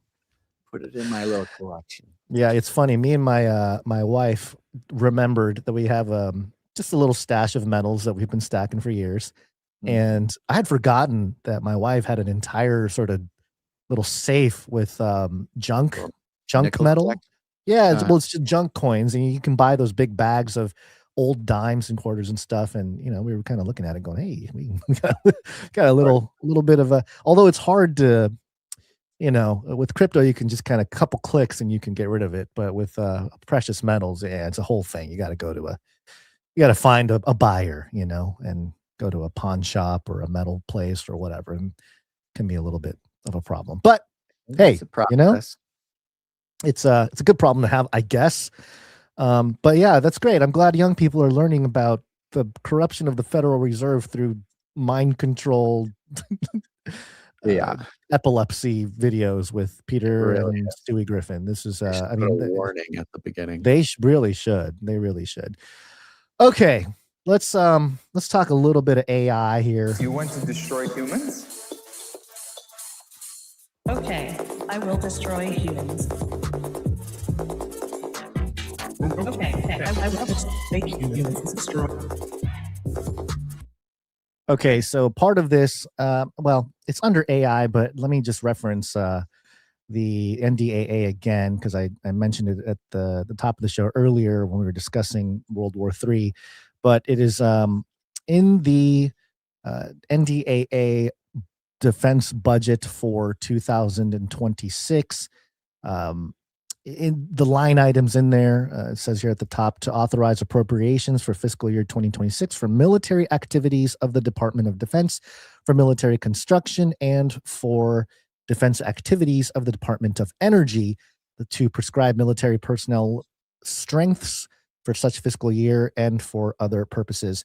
And the people are freaking out because one of the line items, line 106, is cognitive electromagnetic warfare. And let me actually find that other word that is in here a whole bunch of times, which is artificial, because, artificial intelligence, integration of commercially available artificial intelligence capabilities into logistics operations, U.S. Cyber Command, artificial intelligence industry collaboration roadmap. Data and artificial intelligence is a whole subtitled section. So clearly, we know that artificial intelligence is going to be integrated into our military, or has been already in many ways, but now it's starting to pop up multiple times, 255 times in this document alone. Artificial intelligence is mentioned. So it's very much part of our budget militarily. And it's the same document that talks about the cyber cognitive warfare stuff. Look at this. Emerging technologies. I'm just kind of peeking at this now, but emerging technologies here. Let's see. Enhancing biotechnology talent within the intelligence community. Enhanced intelligence community support to secure United States genomic data. Ooh. Ensuring intelligence community procurement of domestic United States production of synthetic DNA and RNA. Perfect. We're paying for synthetic DNA and RNA for our intelligence community? What do we need that for? Why do they need synthetic DNA and RNA? It's like the old heart attack gun from the church committee. Right. Now it's a vaccination gun. It's a myocarditis gun. Report on identification of intelligence community sites for advanced nuclear technology. Okay. So there's a whole bunch of stuff in here, all the things that you would want. Like, I guess if you're in the military, you need that edge ahead of the other nations. And you study history. It is always true that the nation that has the advanced technology usually wins the wars or the battles, because it's just tale as old as time. You have better stuff, you have better weapons, you have better ability to put the other opposition at a disadvantage to the point where you can negotiate or whatever it may be. So that's part of this. Now, as this whole cognitive electronic weaponry stuff made it into the budget, it's just interesting because you have the Hill here, how artificial intelligence is reshaping the future of war. And this is actually a reprint of a News Nation article, and it says AI is profoundly changing how we fight wars, and the U.S. military is increasingly focused on it. Recently, the Department of War announced the launch of GenAI.mil, the new AI platform being rolled out to all 3 million military and civilian personnel in partnership with Google's Gemini. A partnership with the company xAI is also set to roll out early this year. The transformation, though, will be most apparent on the battlefield. When you think about war, it likely conjures up images of big guns, tanks, warship, and jets. While these aren't going anywhere, there are now also drones and even autonomous tanks and ships. And then it goes into how AI applies, and we've gone over this, so I'm not going to belabor the point here, but is a spot here that I wanted to mention because it talks about the U.S. Army's integration with AI, the 4th Infantry Division undertaking drills, and they've had something called Operation Ivy Sting. Engineers and soldiers work side by side to make quick on the ground changes. It really is this technium. The dream of the technocrat was to have scientific and mathematical technicians running the government and running the military for hyper efficiency. That was always the message. And so to have the AI integrate into the military, it's sort of the technocrat dream. But it says here, quote, "Today we use AI. It is down to just minutes and seconds to get it done," meaning like the cognitive load of like replacing something or having to do some math, some geography math or something to figure out a trajectory of a weapon or whatever it may be. AI helps solve another problem too. Unlike humans, machines can process information without getting tired. AI also helps reduce the cognitive load that takes place on the battlefield. So here, this is almost its own Flippy update, because for years we did the Flippy update and noticed the pattern. All the major outlets talking about robot arms or robots in general, their message was, number one, it's not going to take over humans. We're going to work alongside them, whatever. But also, hey, guess what? Robots don't get tired. They don't go on vacation. And of course, it's been this op for a long time. And, it's kind of one of those things where if you're flipping burgers, okay, the robot cook in the kitchen, he's not going to get tired after flipping 1,000 burgers in a day. That's one thing. But now our men and women in military are being exposed for their limits of cognitive load that they can provide in any kind of situation. And simply just, being a human, gotta rest, gotta sleep. Robots don't need that. AI doesn't need that. And so for that same narrative to be presented here in the Hill for AI on the battlefield, I mean, again, all this happened without the general public really being informed about what's going on, really being informed about the ethical issues. Remember, it was as recent as 4 or 5 years ago where they're like, well, we're never going to put weapons on robots. We're never going to weaponize AI. And then I feel like the October 7th thing in Gaza or Israel, that kind of kicked off the public awareness of AI being used in boots on the ground military operations, because we started hearing about what the nation state Israel was doing with AI for that type of thing and targeting individuals and stuff. And we raised the concern back then, like, hey, but how do we know that this AI is identifying these people allegedly with their phones and stuff? And, is it ethical to just blow them up? It seems to be problematic. But it's interesting because now we have, on top of just AI, the cyborg aspect of this with cognitive electronic warfare. You see that step from, we have these human limits. We have AI who they don't have these limits. And then in between is this cyborg where you can just put on that helmet, man, put on that electronic helmet and integrate with the AI. And of course, people are freaking out about that whole cognitive electronic weaponry warfare. And it just so happens that today, Open PR, Worldwide Public Relations, presented the headline here: Electronic Warfare Market, Next Big Thing by Forecast. It says 2021 to 2028. I don't know why it says that. We're already most of the way through here. Size, share, and comprehensive research. And it says that electronic warfare market size was valued at $15 billion in 2020 and is projected to reach $23 billion by 2028. The electronic warfare is a warfare technology that comprises use of electromagnetic spectrum as a tool to deny the attack to deny and attack enemy assets. Multiple types of electronic warfare capabilities, such as electronic protection, electronic support, and electronic attack, are implemented in land, naval, airborne, and space platforms. Depending on requirement of the industry, electronic warfare offers covert, fast, and effective defense services, which can be made available to commercial and government applications. I mean, again, the military-industrial complex, coming up with the technology, using the technology in warfare to win wars, and then, the corporations and the governments can publicly start to profit off of it with, a more suitable product for the general public there. But I just think the timing of it is hysterical that we have the internet at large finally learning about the electronic weapons. And again, as I mentioned earlier, going from, hey, it's a conspiracy theory that these things exist to, it's in the military budget. And, amidst the outrage, it's kind of, they published this thing where it's like, hey, look, all right, we didn't warn you about this stuff. It was all conspiracy theory until it's not anymore. It's part of your tax dollars are going to this electronic warfare.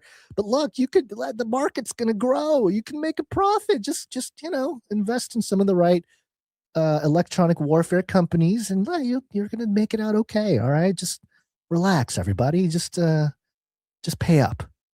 Put your hard-earned dollars. It's inflating away anyway. You can buy gold and silver, or you can invest in the military-industrial complex and hedge against the fiat system that way. So I just thought it was funny that there's a clear pattern here where it's the things that are rolling out, and the public relations side of it is like, hey, yeah, this is a great opportunity for people, to get ahead of the commercialization of some of this technology. So, and I'm sure that Elon's what's the robot? Elon's robot thing. I forget the name of the actual robot. The Optimus. Yeah, the Optimus is in line there to assist in some of this stuff too. So, hey, we're here, man. We're at that point. We're at that point where all the things we talked about. Are you ready to become cyborg? I mean, literally, we are there. A clip of Elon Musk saying that in 10 years, saving for retirement will be irrelevant. Yes. Well, Elon Musk also said that we are in the singularity. Like he said we are in the singularity. And again, he didn't specify if that means we're in the middle of a black hole, or if it's metaphorical, or if he's talking about the technological singularity that Ray Kurzweil talked about 25 years ago. Uncertain, but apparently, according to Elon, we're in the singularity. But you know what? We have some interesting, strange things going on out there when it comes to the propaganda, the 5th generation warfare that we're in. We're going to start off with Bill Gates here. The super painful. We're taking things that are genetically modified organisms, and we're injecting them in little kids' arms. We just shoot them right into the vein, right into the vein, right into the vein, right into the vein. Bill Gates was seen in Times Square wandering around, ordering a hot dog and eating the hot dog. And it's very strange, folks. For those of you just listening, the video clip shows Bill Gates in Times Square. He's standing there. Clearly, there's some people around taking photos and video. It seems like a lot of people aren't noticing. But there's a strange moment where Bill Gates is looking around. He's got his hot dog, takes a bite out of the hot dog like it's an advertisement. And the internet's on fire, Basil, because what does it mean? Why is Bill Gates in Times Square eating a hot dog? Do you know what hot dog means? Q told us what hot dog means. Sorry, go ahead. No, I was just saying he's a regular guy, man. She disappeared after he divorced his wife for mysterious Epstein-related reasons.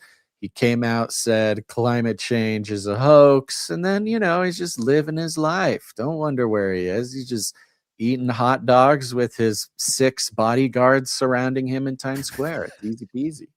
He just doesn't want to get pied in the face again. So you think this is pure PR? This is, hey, Bill, we need to rebuild an image.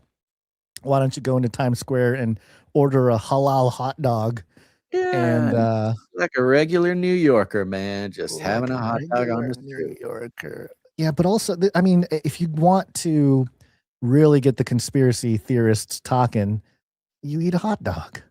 You know, because you know about the hot dog and have you seen the people that are keeping track of it's called like the pizza indicator for the government? I've seen that all day. Yes, it's in relation to the U.S. just released a message to Americans in Iran saying get out now, get out without relying on the government, and the Pentagon pizza indicator, which is there are several pizza restaurants around the Pentagon, and they are somehow surveilling those pizza restaurants.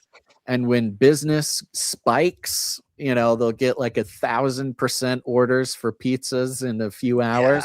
That means That's the that report everybody's today. planning on staying at the Pentagon overnight. And you stay at the Pentagon overnight when you're part of some sort of military operation that's going to take place. So it looks like we might see the move on Iran, whatever it's going to be, probably Cuba. today, or Mexico. tomorrow. Yeah. People are saying the Iran thing. It's the Iran people say Iran. mostly. Iran will probably happen first, or it could be many at once. Who knows? But there will probably be big news on Iran on Wednesday. It could happen any moment, looks like. The latest, you're right. The latest is the pizza index just spiked over 1,000%. And just for context, during the Maduro arrest, or before the Maduro arrest, the pizza index peaked at 700%. So we're even higher at 1,000%. Right. That means, a bigger move, bigger than Venezuela. So that could be Iran. You're right. That might be Iran. So we'll keep track of that. But yeah, I mean, it's just interesting. The pizza and hot dog references for anybody who wasn't around during 2015, 2016. It was a big part of the Q exposure of the corruption of the pedophiles in our government and all that kind of stuff. One of the big talking points was that the leaders of our country use the phrase or the words hot dog and pizza as a code for children that are being trafficked.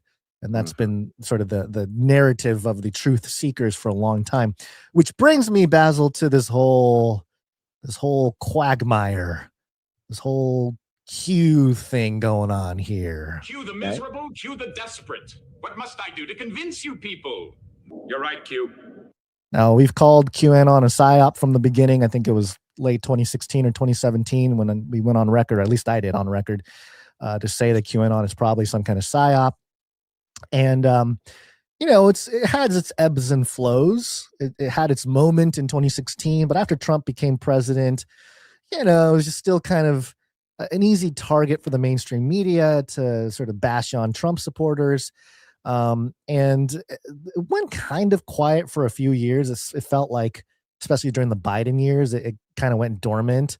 But it's back, Basil. It's back in a big way, and not so much. And I think last episode we covered how the president of Israel, I believe, flipped over one of those sand time thingies, and on it was a phrase that is a very QAnon post phrase. I forget what the phrase was. It's like time's running out or something. And that kicked off a couple weeks here, or a few days at the very least, of people noticing that the government accounts of the United States government are showing or basically doing what QAnon has done for years. The X News reports here, Labor Department posts echoes QAnon phrase with Trump image. Posted Monday around... They are government agencies that are under the executive branch. Yeah. So posted Monday around 5:52 p.m., the message drew quick support from fans, seeing it as a nod to Trump's leadership in his second term, while critics called out the Patriots in control phrase as QAnon rhetoric from 2020. Interesting, 2020, because QAnon was happening way before then. Now, the post in question here is the U.S. Department of Labor. On X, the official account said this: "It's Monday. Patriots are in control. Let's get to work." American emoji and a picture of Trump, kind of in a dark shadow, black and white, and it says Patriots are in control. Now, this wasn't the first post that mentioned it. I believe a couple weeks ago, the Department of Labor also had a Patriots are in control and we're never giving up our fight to put America first. And, picture of Trump's eyes, I guess, his angry eyes with the captions, Patriots in control. So it's been a thing. Now, if it's just one post or if it's like some Q heads or Q tards or whatever you want to call them, breaking down some code that of the capital letters or the numbers or the time it was posted or something, that's one thing. That's happened for years where, people are like deciphering the code of the posts. But this is different. And the only reason why it's different is because they're using verbatim common tropes or sayings that come from the QAnon movement. There's another one, U.S. Department of Labor. Trust the plan. Trust Trump. Of course, trust the plan was a big mantra for the Q crowd back in the day from several posts. Another similar one from the Department of Labor, the U.S. Department of Labor account: reject globalism, embrace Americanism. That was yesterday. This reject globalism conversation. It's fascinating. What is this, Alex Jones tweeting from 2008 for the U.S. Department of Labor? Like, what's going on? So just to get an idea here of what some of the Q heads are saying, okay, this is coming from a Q guy, like somebody who supports the Q movement. The U.S. Department of Labor sent another comm by posting a hold the line meme with President Donald Trump holding an umbrella and then tagging it, hold the line, Patriots. Quote, hold the line is a well-known phrase that we've come accustomed to in the Patriot community. But there's only one Q post that has that phrase in it. And he posts it here, Q4712. Hold the line, riders. Justice is coming. Q. And the meme with President Trump holding an umbrella is foreshadowing of the storm. Hold the line, Patriots. The storm is what's going to bring justice, and justice is coming. So yeah, they're not they're still on it, Basil. And something I did notice from this post, the United States Department of Labor hold the line, and Trump holding an umbrella with hold the line in there. The Q post in question here is 4714. He has a screenshot of it, and interestingly enough, it says 8kun, which is 8chan. Wasn't the original Q on 4chan? I know they moved 8chan at some point, but I don't. They keep getting shut down. So when 4chan shut down, went to 8chan, then 8chan got shut down, turned into 8kun. And right. Okay. So, but the thing that I wanted to point out is the number here. The posts, I don't know if it's like the reference number. It's not the ID number, but it's some kind of number of the post, is 10650666. It's the devil's number, Basil. It's right there. 666. So anyway, what do you make of this? All this well, Trump, I'm not really taking it too seriously. I mean, my first instinct goes to, it's Trump has always done a good job of using the Q content, let's say, to bolster his support with his base and others. And I'm not even saying, I don't know, I'm not even necessarily being negative about that. He's a genius at creating a coalition of formerly, politically homeless people. You think around Trump's first administration, there's a lot of Q messaging like this as well, but it wasn't necessarily coming from executive branch, like actual government X accounts. But it was coming from like Michael Flynn, and Michael Flynn was a pretty steady part of the first Trump administration. There are some others too. I didn't necessarily follow so deeply to give a full book report on it, but Michael Flynn is a sort of famous example of someone who, I don't know if he was officially in the cabinet or if he was just like in the Oval Office very often or something, but that's, he kind of carried the Q thing for a long time. And there's a lot of stuff going on. If I was a sort of millennial PR professional for Trump and knew the sort of history of certain pieces of his diehard base, I would definitely, put the note out like, hey, let's put it out from all sorts of different executive branch organizations and just kind of pepper it in, baby, pepper it in, especially when you have such crazy series of events going around. It's kind of a perfect opportunity to at least, give some semblance of having things under control for a certain part of his base, especially because Trump had a really, really, really, really hard time the past few months. We've talked about it, keeping his base enthusiastic with the Epstein stuff and even the sort of no wars stuff in Venezuela, etc. He's having a hard time, and kind of peppering this stuff in, obviously on a sort of a basic PR level, benefits some group of the base. But if it's true, I mean, I think I'm not super deep on the Q stuff, but I think most Q people think that Q is a collection of individuals inside the administration. It's a white hat organization. Yeah, it's like a coalition, so to speak. And they're in the administration. Like the administration is the one kind of putting out this information in one way or another, whether, like you said, it's a white hat group or like a subset or blah, blah, blah. I don't really know. So it certainly gives the mainstream media it makes the mainstream media seem a little crazy. I think that's a hidden benefit, if not one of the primary goals, is it gets the mainstream media all riled up in Blue Anon stuff as well. They're going through and saying, oh, there's a secret group in the Trump administration who's sending secret messages to the Q people. It kind of derails a little bit of the mainstream. That's true. You're right. Yeah, because people are really pumped about this. This guy said, you're watching the systematic destruction of the old guard. Power will return to the people, and posted it.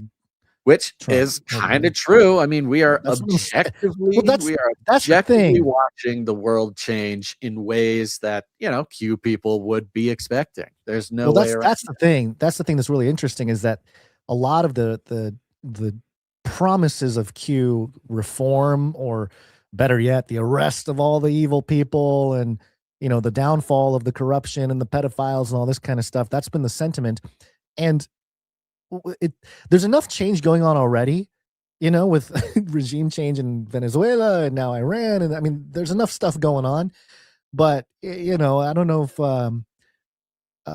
if they're going to get what they ultimately want, which is, we've heard about the perp walks of the pedophiles. And, there's rumors out there now, and it's a resurfaced rumor. This narrative is about 10 years old, and it started with QAnon, which is that, hey, we're going to have some kind of event or emergency or something. The internet's going to shut down. We're going to have a blackout. We're going to have whatever.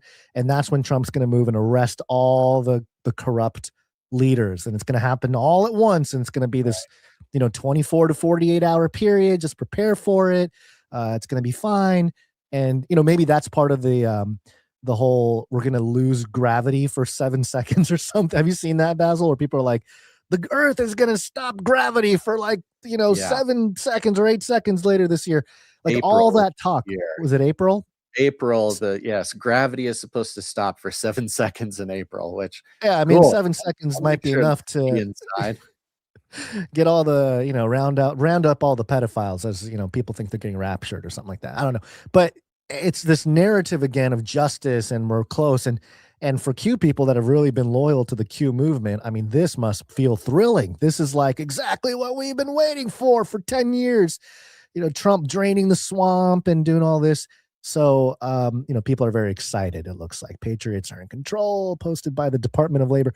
It's so funny because, traditionally government agencies, not popular amongst the truth seekers, but Q really did a good job of presenting this whole white hat narrative so that now you got these, they're calling it the Patriot Movement, where you got the truth seekers now like, we're in charge. We got control of the Labor Department now. We got control of the all of the defense, and we're going to clean it. We're cleaning it up, everybody. It's all going to plan. Trust the plan. Right. Trust the plan. The Patriots are in control. We're winning. Look at all the winning we're doing.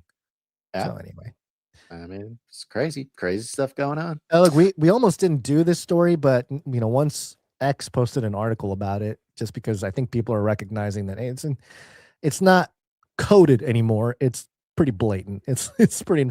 And my guess is that it could be, like you said, it could be just Trump leaning into the whole thing, or the people behind QAnon, the cyber crew, is simply, they're adopted into the government, which is sort of the white hat narrative, I suppose. But really, even that, if that's an op itself, whoever was in charge of doing this whole operation has moved from, dropping some knowledge on 4chan in 2015 to 10, 11 years later. Now they're actually running, the Department of Labor and the DHS accounts on X, and now they can really show that they've moved up the ranks and they're really there. And it seems like it's the same marketing team, and a lot of it is marketing in a sense. But I don't know, man. I don't know why certain things are trending on my X account, Basil, but I don't think that there's a coincidence when it comes to a lot of the exposure of groups like CIA and Mossad, and then firing up QAnon again, because QAnon's more of a galvanizing force, and the people behind it might be a little bit more in line with some of these groups that are being called out right now. It's a PR haven that's been sitting dormant for a few years. Maybe they're just reigniting it to keep the narrative alive of the main point being the main point, which is we're draining the swamp and we're replacing all the corruption and we're arresting all the pedophiles and all that kind of stuff. So there you go. Anything else on that, Basil? Nope. I think you got it. Okay, sweet. What else here? We had time for some Antarctica. It's been a while since we really reported on Antarctica. I know, it's been a long time. It's cold, Basil. It's cold. Antarctica, go burn. Snowstorm. Antarctica. Ice. Scientists are penguins. Antarctica, they're opening the abyss. And this is a beast update. Speaking of the beast system, beast system. They kind of come together here, so I'll walk you through the sequence. But we're going to start with futurism.com. Doomsday Glacier bombarded by earthquakes. Dun, dun, dun. Hundreds of earthquakes have been detected rattling Antarctica's Thwaites Glacier, also known as the Doomsday Glacier, the disintegration of which could send between 2 and 10 feet of devastating flooding to coastal communities worldwide.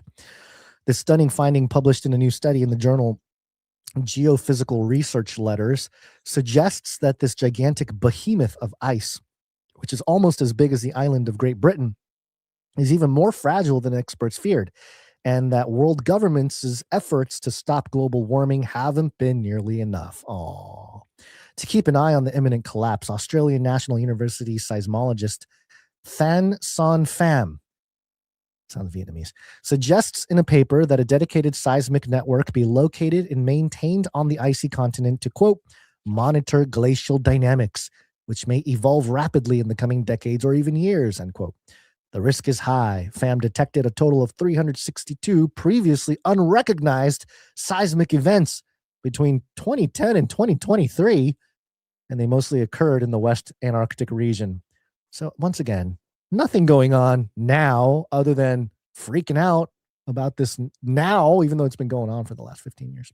Thwaites Glacier, glacier earthquakes are detected at around magnitude 5 on the Richter scale and are often associated with iceberg calving in warmer months of the Arctic Circle, such as the ones in Greenland. By contrast, the dynamics that drive Antarctic earthquakes are little understood because there simply isn't enough data on them, and they tend to register at lower magnitude. So, okay, so we're just talking more fear mongering that this doomsday glacier is it's going to expose the hollow earth or flat earth, depending on who you talk to. In fact, speaking of flat earth, actually, before that, do you have any comments on this doomsday glacier, or is it the same old for you, Basil? Yeah, let's keep it going. Keep the ball rolling. So, all right. So, the young kids these days, they're all about streaming. They're all about streaming, Basil. And they watch people like Aiden Ross streaming almost daily. Now, there's a clip here from kick.com/Aiden Ross sitting there with MrBeast. You know MrBeast, the biggest YouTuber in the world, right? Mm-hmm. And I actually watched, for some reason, I don't know why I was watching it. I think I was just scrolling on YouTube Shorts or something, and there was a clip of a guy who saw MrBeast like in a hotel room walking by or something like that, and he was waving and he was trying to get him to ask, trying to ask him a question or something like that. Apparently the guy asking the question was a guy who won like $1 million a year before or something. And once he got wind of it, he tried to actually meet MrBeast for a couple minutes, and it kind of showed the amount of people that are around MrBeast and like how hard it is to get to him. And it was really kind of interesting. A bunch of people just, and they're not like, oh, it's a crew of like his friends. It's like old dudes and like people in suits, and it just looks very suspicious of like who are actually hanging out with guys like MrBeast who are worth billions of dollars here. But okay, so here's Aiden Ross with MrBeast, and listen to what they say, Basil. Have you ever been to Antarctica? Yeah. Do you believe in the ice wall? Yeah, I saw the ice wall. Well. Yeah, he saw it too. I can't say on stream. No way, but Because we'll talk about it later. That's crazy. He almost leaked it. Let's just say you always need someone with you when you're in Antarctica. Let's just say you always need someone with you when you're in Antarctica. Dun, dun, dun. When he was asked about the ice wall, he said there's an ice wall. What is going on, Basil? Why are the young people getting Federal Reserve knowledge from some crazy psychedelic TikTok videos, and MrBeast and Aiden Ross are talking ice wall, flat earth, dome earth, enclosed earth, with probably the most influential or most popular individual, or at least one of them, of the young people today, MrBeast. What is going on here? Yeah, that's a good question. MrBeast is quite the interesting fellow. I have not confirmed all of this myself, but the word on the street is that MrBeast comes from a military family, and specifically a PSYOP military family. Yeah, which wouldn't be surprising. But to be fair, I have not dug in and confirmed it for myself, but that's just the word on the street. And then the question becomes, why would he is obviously the most powerful PSYOP generator on Earth right now for young people. That's why the Rockefeller Foundation or the Rothschild Foundation? Right. I think it was Rockefeller partnered with him. Yeah. One of them, doesn't matter which one. They're both the same, basically. Yeah. Partnered with him specifically to activate young people in for philanthropy. Beast philanthropy.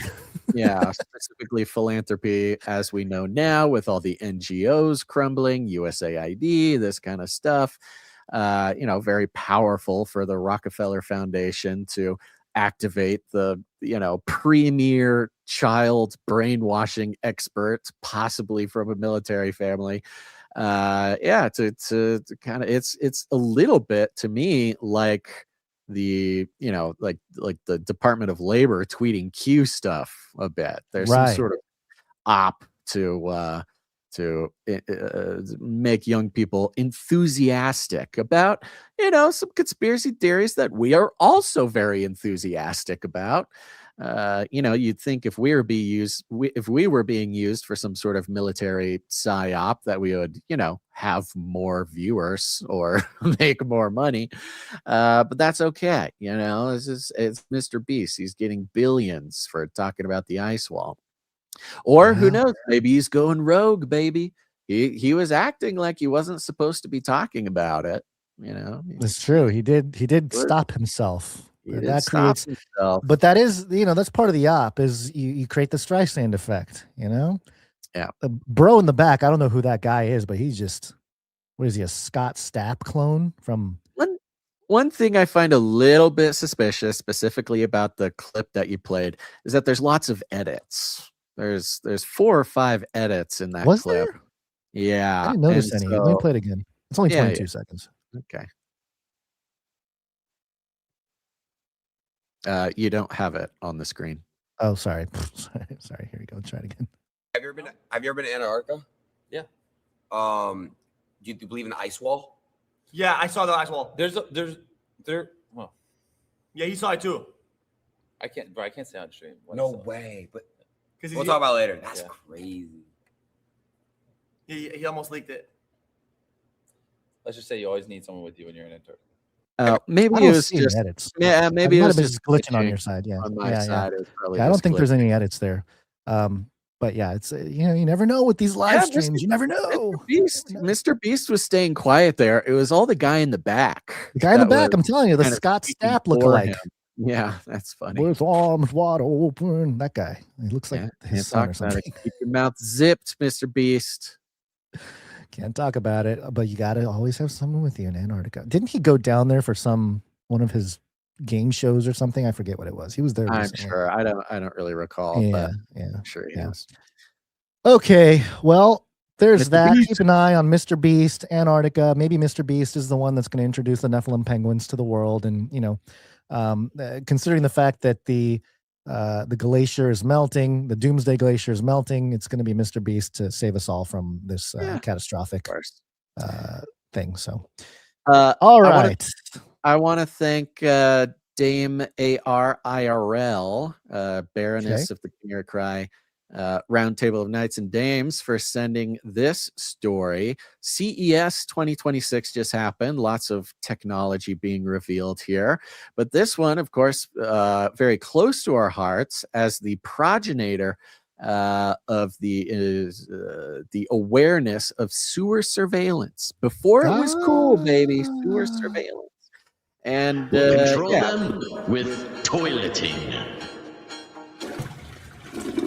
Toilets! Now we've followed, some high-tech toilets in the past, but this one was just revealed. Bill Gates has that high-tech toilet. Remember that? Yeah, lots of high-tech toilets, lots of sewer surveillance being done openly now. It used to be, a Canary Cry conspiracy theory that they were watching the sewer wastewater, that they were doing all this. Through COVID, it's now, much like directed energy weapons, a pretty open, non-secret that you don't own your sewer data either. This is coming from Quartz Magazine. The headline is AI toilets are here. Yay! It says smart thermostats, they're old news. Smart TVs, been there, done that. But smart toilets, that's a level of home automation that few have been willing to breach. At this year's CES show, however, a pair of tech companies are hoping people will make the smart potty their number 1 and number 2 priority. Some of these commodes are turning heads. The Vovo Smart Toilet was a 2026 innovation honoree by the Consumer Technology Association, which cited its benefits for the elderly and people with disabilities. And like the Canary Cry theory of everything states, it always starts. Every beast system, technological slavery, dystopian, device that will ever enslave us in our entire life always starts for medical purposes. Okay, this is for grandma, this is for grandpa, this is for people with disabilities, and so you better not argue with it, or else you're in big trouble. The toilet comes with a few bells and whistles that have already been incorporated into high-end latrine world. Things like automatic lid opening and closing, auto flushing, bidet functions. It even has a heated seat. What makes the Vovo Smart Toilet, which is called Neo, they put a parenthetical. Yeah, I'm gonna go sit on Neo for a few minutes and just leave me alone. It's the chosen one, Gons. Neo is the name of the toilet. Standout is a built-in urine analysis sensor that tracks the user's health, displaying results on a wall-mounted monitor. Oh my gosh. So straight up urine analysis when you use it. And the smart potty will monitor usage via an AI feature called Jindo the dog. Why is it called Jindo the dog? I have no idea. But what does Jindo the dog, the AI feature, do? Well, it sends an automatic alert to family members if the owner doesn't use the toilet for more than 12 hours, something that's useful for seniors living on their own. So, of course, it's for seniors, and you, as a family member, when someone I know goes into senior living, I want to make sure to get a notification on my phone that tells me that, the potty. Yes, that they're using the toilet. Good job, Grandpa. Grandpa, you haven't been on the toilet in 12 hours. What's going on? Where are you? What are you doing? And of course, yes, I'm going to see how we're going to come get you. I'm going to put you on that toilet myself. And of course, the implication here that is not stated in the article, but we all know is if it's able to send us a notification that Grandpa hasn't used the toilet in 12 hours, that means that data is available to anyone who's ready to buy it. Plus, all the urine analysis that comes out of the sensor. I mean, this is, again, a breach not only of the data privacy and surveillance that we should be able to expect. We have privacy on the toilet. But it's also sort of a very disturbing sort of spiritual surveillance, It is. This is between me and God, okay? What happens on the toilet. I don't want this. I don't need it. But there's nothing we can do. It's coming. Now, what is up with this? So this company is called Vovo Smart Toilet. It says here wellness company Vivu. Don't get ahead. We're getting to Vivu. Why is Vovo? Okay, all right. We'll talk about Vivu. Okay. Neo is going to be Volvo and $5,000 if you want them tracking You want Vovo. So now wellness company Vivu. Meanwhile, this is a different one. There's Vovo and there's Vivu, and as far as I can tell, they're not related to one another. There's just sort of a lack of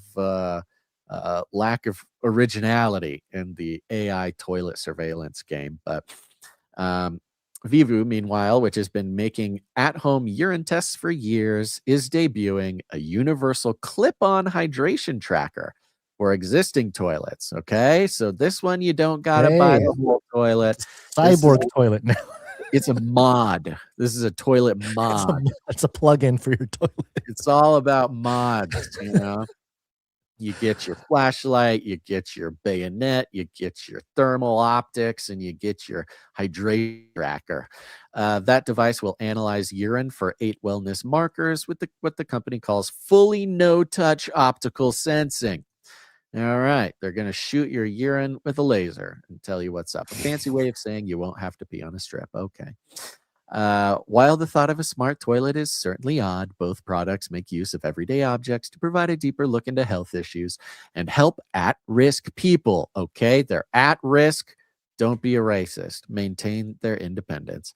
And then it goes on to toothbrushes and things like that. But this was very good. I mean, this is kind of the pinnacle of sewer surveillance. And as all the best surveillance products in our life are, they are done on purpose. They are done expensively. They are done at will. And they are done with the hopes of getting a notification every time our family members use the toilet.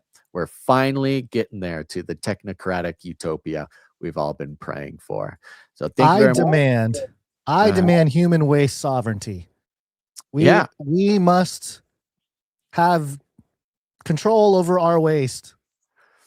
Well, and it's kind of a funny joke, but it's actually very serious. Nobody's campaigning against sewer surveillance, and not just the AI toilet. The AI toilet's, obviously a pretty easy example, but they're testing all of our wastewater all the time. And they talked about, this was about 2021. They were reporting that they can basically get it down, if they find something in the wastewater that they don't like, whether it's, drugs or COVID or whatever, they said they can basically get it down to the street you're on or something. Yeah, well, they even did it more. They're like based on all sorts of nonsense, like AI nonsense. They can basically get it down to like 3 houses. They can kind of figure out within 3 to 5 houses where this wastewater comes from. And, of course, this data is available to the highest bidder, just like any other data. It's a beautiful thing, man. And there's nothing we can do about it. And because it's such a sensitive topic and it's kind of silly and people don't take it seriously, there's not a lot of very serious campaigning against it or even awareness, Gons. Well, and that's what we're here for, to bring awareness to the problem.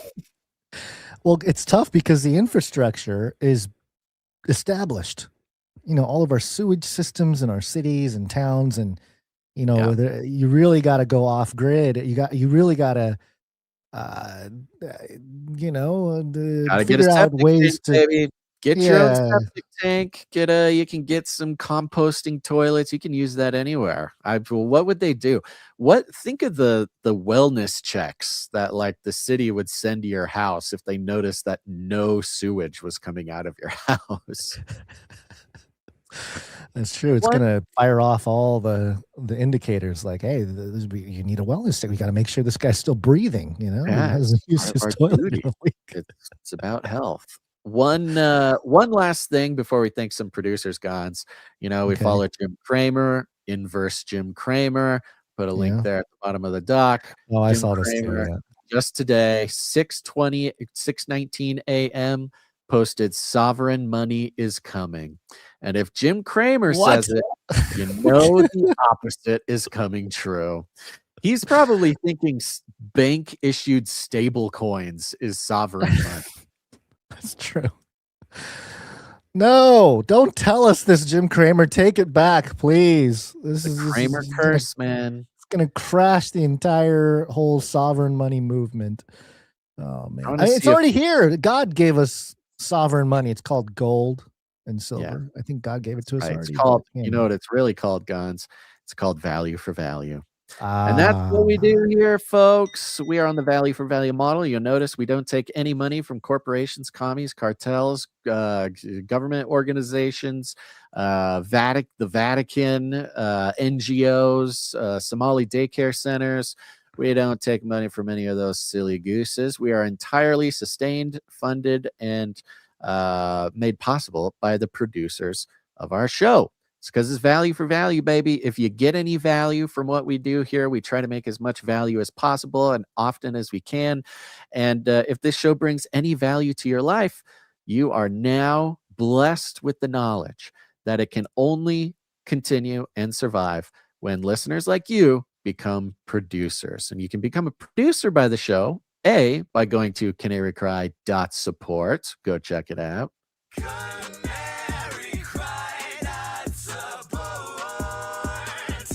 And you can support the show with your time, your talent, or your treasure. Okay, lots of ways to do it. If you got time on your hands, you got some skills, you want to help us out, we got all sorts of big plans and we need people to help us do it. You can send us an email at canarycryradio@gmail.com if you want to get involved. We've got people helping us out with their talent, artists, musicians, AI prompters, whatever it is, baby. That's what we're doing. We got some great art to share today, some meme lords coming in. Or if all else fails, you can support the show financially, and there's lots of ways to do this. Of course, you can come in and support any individual show with any dollar amount that you like. The dollar amount barely even is what matters, but the act of stepping out in faith, supporting the show, picking whatever number makes sense to you in your life, just like the widow at the temple in the New Testament there. Or you can come in and join on a monthly producership. You can set it and forget it to support the show every month. That's you saying, I get value, been getting value, plan to continue to get value.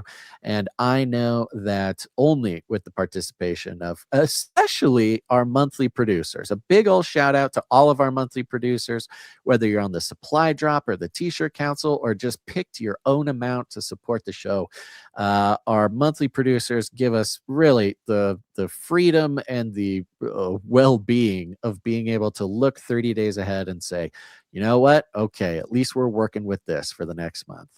So God bless you. You can come in, sign up for any monthly amount over there at canarycry.support, but consider joining the Supply Drop. And I want to give a big shout out to producer Monica, who on X tweeted an awesome video she made. She did an unboxing of her Canary Cry Supply Drop.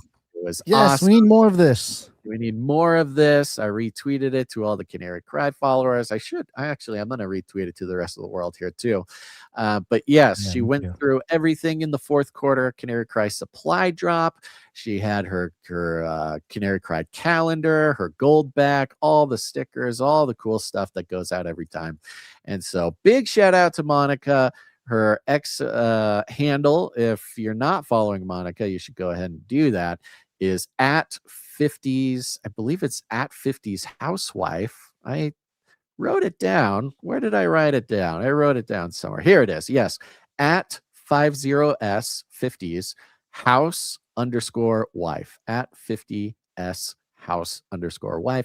Go give her a follow. A great member of the Canarium. And thank you very much for doing that unboxing. And you can get in on that supply drop game. Go to canarycrysupplydrop.com. That's where you sign up to support the show for $33.33 a month. And every quarter, we send you a big old envelope or bag or box or something filled with custom created Canary Cry gear. Sometimes it's apparel. Sometimes it's precious metals. Sometimes it's survival gear. We do GMO-free gardening seeds every year for the first quarter. So we will probably do that again. All sorts of great stuff. canarycrysupplydrop.com. Now, we also have our executive producers to thank, Gons, because these are people who come in and support any individual episode like this one for $100 or more. They're very special to us. It goes a long, long, long, long way to keeping us alive every week. And so we want to thank them now. These are the executive producers of episode 906, starting with executive producer Jinja. Jinja, thank you very much, Jinja. Thank you very much. Eldon's Wordable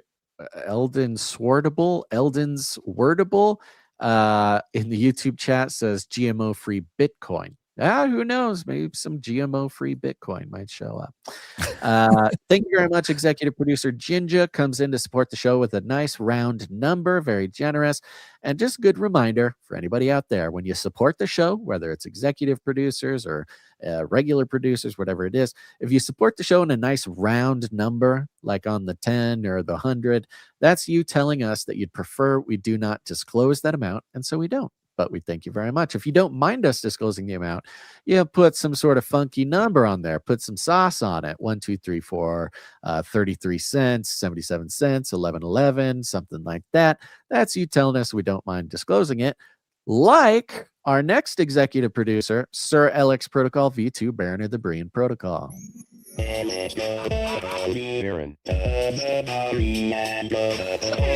Let's go. Right, he comes in for $100 and 33 cents. Illuminatus. And let's see, he's been supporting the show for 453 episodes in a row. Very impressive. Thank you. And has been executive producing for 107 episodes in a row. God bless you, Sir Alex Protocol. Oh, boom. And let's see, last but not least, we've got executive producer Felicia D comes in. Thank you. Felicia D, thank you. Right.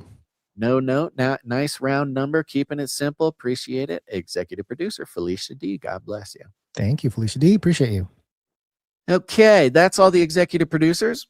And I guess this should stop coming as a surprise. But as far as producers that come in and support the show for under $100, we have none of them. This is a very short list today, except for, as always, we've got CageRattlerCoffee.com. Cage Rattler Coffee. where value for value never tasted so good. That's right. Go to cagerattlercoffee.com. This is a Canarian who got his act together, and they said, no longer should Canarians have to purchase coffee, moldy, gross, burnt coffee from big corporations who hate everything about what they believe in. Instead, there should be coffee by Canarians for Canarians. This is small batch quality beans from all over the world. The options are basically endless over there at cagerattlercoffee.com. There's also subscription options if you want to set it and forget it and make sure the coffee shows up every month. And this is just for Canarians, roasted by another very talented, very loving Canarian. There's a lot of Canary Cry love that goes into this. And you're going to love it. You know, you got your Nephilim Hunter dark roast, your Emu Wrangler medium roast. We got beans from all over the world. You can even get a variety pack. And I have been alerted. Let's see if I can find it. I'm going to find it. I think it was a text message. Let's see if it was a text message regarding a, what is it? A discount code is continuing for the new year. I believe the discount code is still New Year. All caps, there it is. All caps, one word, New Year. Let's see, running a Cage Rattler special right now through the end of the month. 10% off all sample packs from now until the end of July. New Year. Go check it out. Cage Rattler Coffee. Get that sample pack. The sample pack is fun because it's kind of hard to decide. There's so many options, and they're all excellent options. I can vouch for that myself. But, you know, I'm not necessarily a coffee guy, so I don't know if I like Peruvian beans or Costa Rican beans or Nicaraguan beans. I don't know about that. But the sampler pack's great. You can get all sorts of beans roasted in all sorts of different ways for one very convenient purchase. And a portion of every sale comes to support the show. So you're supporting the show, you're supporting your mornings, and you're supporting other Canarians and their families. This is the way to do it, folks. And hey, if you got a skill or a business or some sort of product you want to make available to other Canarians, talk to us. Get on the line, baby. Let's go. We got to build the parallel economy here. So thank you very much. Go to cagerattlercoffee.com. Yep. Let's do it. We got some people who came in under the $7.77 amount, usually to keep their streaks going. I have got you on the list. We're going to thank you individually on Wednesday, but thank you very much. Yep. And other than that, we do have some very talented artists coming in today, guys. Let's thank some. Yes, sir. Go to canarycry.art to submit your artwork and help us build the culture behind the community. We have a little catching up to do. First off, I have a series of memes that were created by IAnon, and the note here reads, I'm not as OG as I'd like to be. I did, however, go back and listen to every CCR episode before the website broke. Yeah, we got to fix that thing. I think I started to listen to CCNT around 2020 when it dropped on my radar through the Face Like the Sun channel. As someone who still does art by hand, I'm somewhat offended by AI art. Link Trap Love was awesome, though. A necessary evil, I suppose. But despite this AI art stuff, I'd like to share a few short related memes I've made. And so that's what these are, Basil. Some memes Great that memes. are fantastic. Yeah. Love the memes. The memes are good. Keep the memes coming, folks, because, you know, we got to have our Canary Cry psyops going, or else what's the point? There's no way to compete unless you've got your own Canary Cry psychological operations unit. Let's see, which one do we want to start with here? Ah, yes, this one. I will pull this up. This is a great one. This is, I forget what this one's called, but it's the sort of X-ray vision of the brain. And in the brain here, it says Basil wanting to flirt. Then there's an arrow that goes to the mouth. And what comes out of the mouth? Have you heard about the value for value model?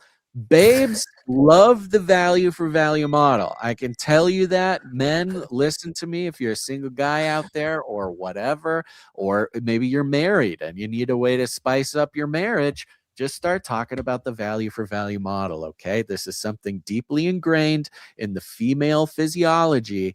They are all about caretaking. They're all about value for value. And if you're trying to, if you're trying to woo the ladies, young men, just get into value for value. This is what's going to change the whole game for you. Thank you very much, Ianon, for this. There's more. Next up, we've got the old man from Family Guy, the Pepperidge Farm commercial. Says, remember the days when Basil would say that if we hit a certain amount of reviews per week, he's going to go, ooh, woo? Pepperidge Farm remembers. Thank you very much for that. Yeah, old school meme here. Very good. Yes, it's been a long time since I was bribing everybody to leave ratings and reviews for whatever sort of dark reward that they wanted. But the offer still stands. We haven't made a call out for ratings and reviews in a long time. I'm assuming that means we have not received a rating and a review in a long time. I'll check. I'll take a look because there's another one. Another news talk. Okay, another meme, you say? Yeah, there's another meme. This one's old Asian man there, and it says leave a rating and review. This is a grumpy Asian dad is here, and says leave. Maybe you should read this in your dad's voice. You should leave a rating and review, or bring shame to your family. Right. Don't bring shame to your family. Leave a rating and review. That was also a big part of the call for rating and reviews back in the day. We have a whole jingle. We have a whole jingle of your grumpy dad telling people to leave ratings and reviews. Looks like the last rating and review we got on Canary Cry News Talk on Apple Podcast was December 16th, 2025. 5 stars. Great podcast. I come here for the news. Simple yet effective. Thank you very much. That was from Niffle. B Signs says LSBA 5 stars, like, subscribe, bell button, all. Love this show. That was back in September. Okay, September to December. That's a pretty wide range. So why don't you do it? If you haven't done it yet, go to Canary Cry News Talk. Yeah, get us to 1,000 ratings and reviews. We're at least from on my screen here, we're at 845. So in America, yes, American ratings and reviews, we're at 845. We are over 1,000 worldwide, but it only shows you what country you're in there. So go leave a rating and review. All right, there's one more meme. We got one more. We got what's this guy's name? I almost called him Emu. This is Elmo. This is Elmo trying to decide between a pile of not so yummy looking fruits and a pile of cocaine. Elmo is labeled as me. The fruits are mainstream media. Canary Cry News Talk is the cocaine. Next cell. Elmo's face down in the pile of cocaine, aka Canary Cry News Talk. A little bit of Colombian marching powder there. And Canary Cry should get you buzzed just as much as a big pile of that white gold from South America. Thank you very much, Elmo. Thank you very much, Ianon, for your wonderful memes. You can find all this art, and there's some more art, so don't go anywhere yet.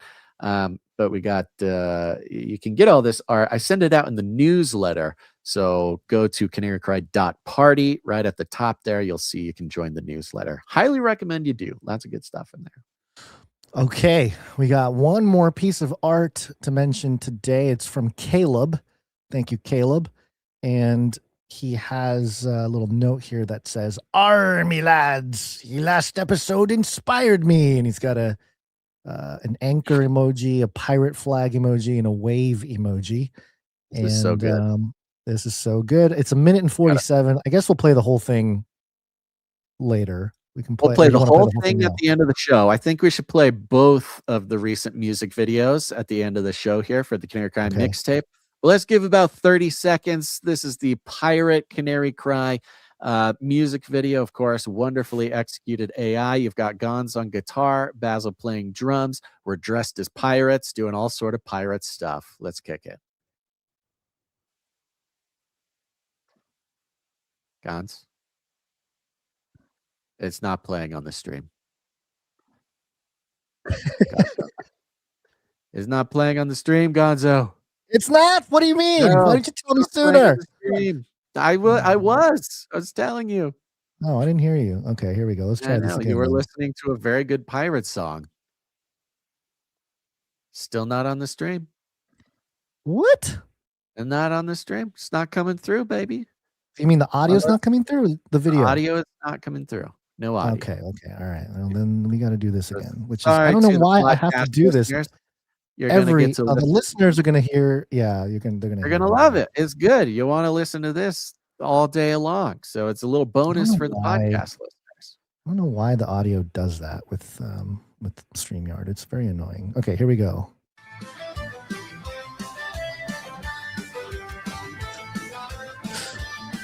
Up a little bit.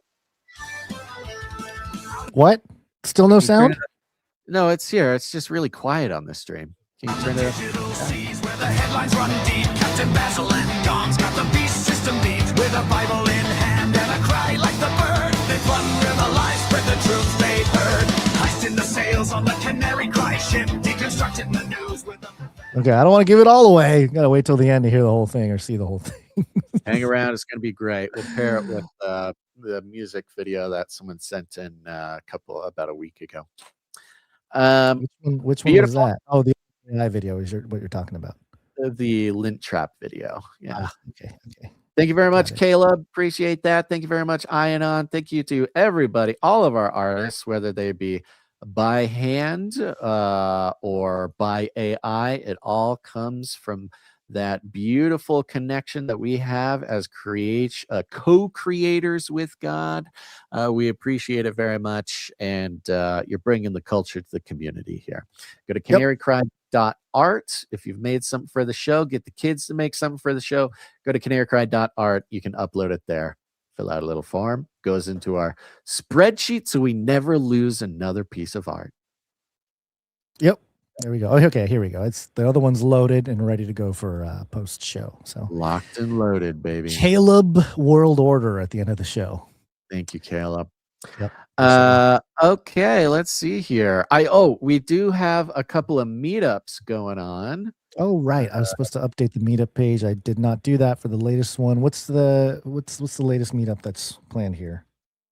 All right. So I'm actually pulling it up right now. It looks like my I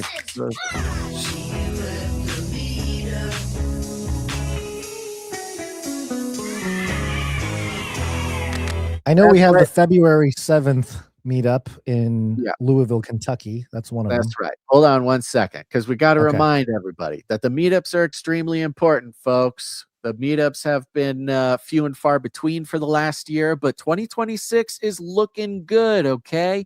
You're going to want to get to these meetups, finding people in your area, and they are there. It's just a matter of luring them out of their bunkers to come meet up with other Canarians. Things are going to get wild. We do not know how rowdy things will get this year, but you're going to want to be hooked up and good friends with fellow Canarians in your area, people who know what's going on, people who know what's coming, and people who are ready. Because, as both believers in Christ and as Canary Cry community, you're going to want somebody on the level. You're right. We have of course, the Louisville, Kentucky meetup on February 7th at 3 p.m. on Saturday, February 7th at the Whirling Tiger in Louisville, Kentucky. You can RSVP or ask questions or details to lookglassdarkly@gmail.com. Lookglassdarkly@gmail.com. Go over there, Louisville, Kentucky. Maybe Tim Burchett will show up to that one. If anybody knows Tim Burchett, let's get him to show up to the Canary Cry meetup. Now, we've got a Colorado meetup, okay? We've had some Colorado meetups in the past that were absolutely huge. So the Canarians are in Colorado. Let's see if we can get them to come out to North Glen, Colorado meetup. Is there a flyer for this yet or no?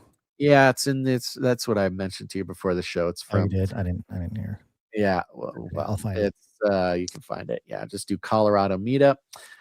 This is from, actually, we can say this because they gave it to us. This is from Kona. Producer Kona. Let's see. Oh, wow. Producer Kona put their phone number on there and Phone number everything. on there, yeah, Okay. wow. So this is North Glen, Colorado at the Prost Brewing Company, North Glen, Colorado, February 28th. It's a Saturday, also at 3 p.m.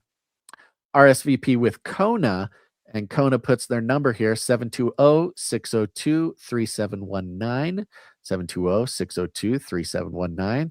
Talk to Kona there. I'm sure that is a safe phone number that Kona is going to be totally fine with putting out there. So if you're in Colorado, North Glen, I'm going to look that up. Let's see where North Glen, Colorado. That's how they say it in Colorado. Colorado. Is that how you say it? Colorado. It's Colorado. got that soft D, like I've been to the Colorado. Spanish. I have also been to Colorado. It's Great beautiful place. there. Let's see. North Glen is between Broomfield and Thornton. It's at the corner of Interstate 87 and Colorado Highway 128. Get on over there. Let me zoom out. Oh, it's north of Denver. Okay, it's in the Denver metropolitan area. So go check it out. North Glen, coincidentally, in the north. And I bet it's a glen. I bet there's trees and a bubbling brook there. Thank you very much to Kona for that. Colorado Canarians. Ooh, I know for a fact we have Colorado Canarians in that area. All right, I am refreshing the meetup page. Everybody go refresh the meetup page because the everybody go to canarycrysupplydrop.com. That's where you can see where all the meetups are. Go to canarycrysupplydrop.com. If there's not one near you, put one on yourself. Pick a time, pick a place. Send that time and place to us at canarycryradio@gmail.com. We will tell the world, at least the Canary Cry world. And you can, we'll post it on canarycrymeetups.com. We'll put it on the newsletter. And you can also text the word, single word, meetups with an S to 877-740-3226. That gets you put on our meetups text message list, where I need to send some things out to our meetups text message list so people know that there's meetups coming on. That's a good way to stay connected. And while you're at it, you can also text the word Canary to 877-740-3226. That'll put you on the Canary Cry text message alert system. Highly recommend it. We'll send you out a little text message. I will send you out a little text message before every show. It's very fun. You'll never miss a show unless you really want to. But the best part is that you can text us back at that number. I see them, I read them, I love them. I cannot carry on a conversation with you on that service because it is very expensive for us to do that. But sometimes I read text messages on the show. Get that producer jingle ready, Gons, because we do have a prayer request coming in. Hold on one second. My audition just crashed. Oh, That's not a good no. sign. Okay, producers here. Producers. Producers, assemble!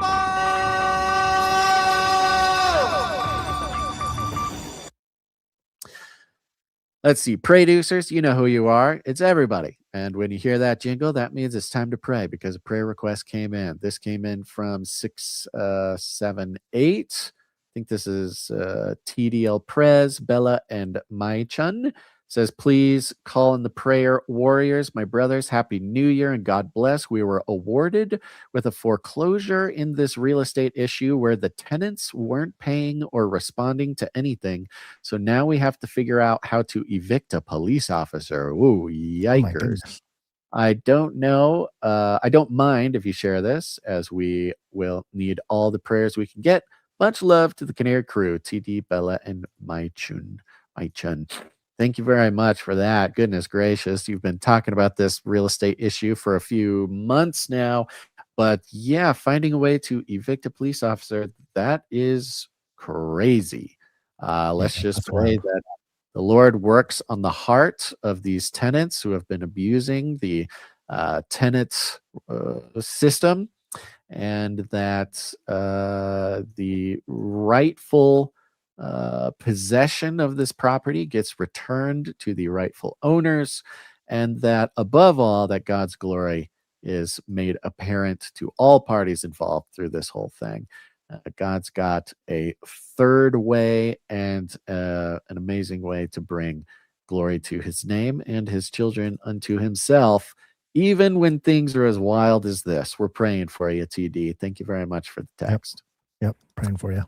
540 says, always the best text of the day. Good to see you guys. Thank you very much. 540.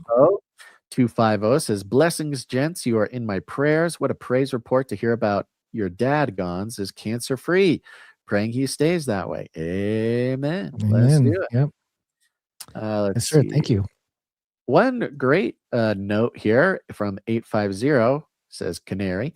Hello from Tallahassee, Florida. My name is Joel. He gives his full name there. I don't know if he knew I was going to read this, so I'll skip the full name. But his name is Joel. He's been a listener for a few years. I discovered the original Age of Deceit early on and was blown away. Somehow that brought me to the podcast and listening in.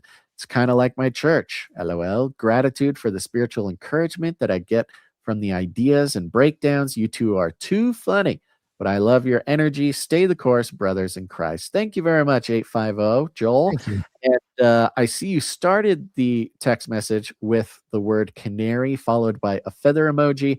I'm assuming that was your attempt to get on the list. Because it is a robot that makes you get on the list and not us, make sure to send that word canary separately and clean with no emojis. That'll make sure that you get on the list, Joel. Thank you. So there you go, folks. Y'all should do this too. Text the word canary to 877-740-3226. Yep. All right. Anything else you want to chat about? Did we miss anything? I don't think so. I mean, the U.S. Department of Labor account's tweeting again. I don't know if this is cute, but they said the future belongs to the patriot. Embrace Americanism with a dark eagle that says embrace Americanism. Cool.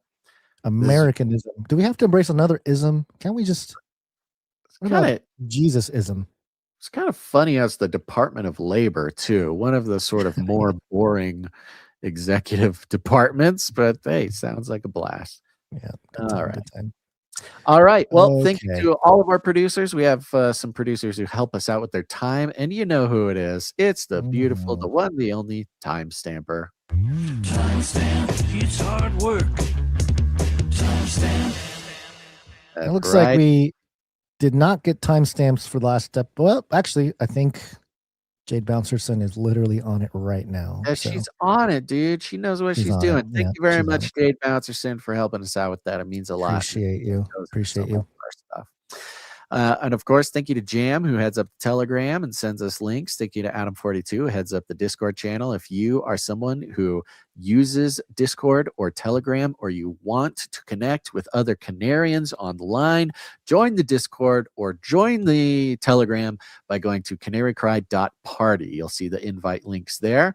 Thank you to Joe for the feedback. Thank you to Clank for everything you do, Clank. Thank you to Sir Ike, of course, for all the craziness that he deals with for us. And share the show, folks. Share it with your friends, share it with your family, share it with whoever will listen, because the time is short. The world has totally changed. And if there's nothing else to do, it's to share the love of Christ and share Canary Cry News Talk. So go check it out. We call it Rattling Cages. And all you got to do is walk right up to him, grab him by the cage, and then you shake it. The end of the world occurred pretty much as we had predicted. I want to shake things up, stir up some controversy, rattle a few cages. Hey, stop that! You'll never silence me. I'm the last angry man, a crusader for the little guy. Leave the bird alone. Never. Rattle a few cages. Rattle a few cages. The human race will have every opportunity to improve. And if they don't? Ask Noah. That's right. Just ask Noah. Guns, you got any last words? We will see you on Wednesday, which is Take a Missionary to Lunch Day. Okay. Take a missionary to lunch day, folks. Take a missionary to lunch. Find Wednesday. one, feed them.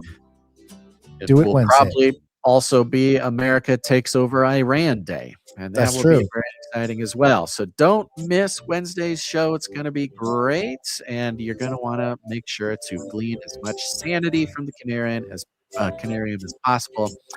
And let's see here. Produce the show, go to the meetups, all the things. All right, everybody. Stay tuned for the Canary Crime mixtape at the end for some awesome music videos. And make sure to tune in next time for Canary Crime News Talk. But until then, think outside.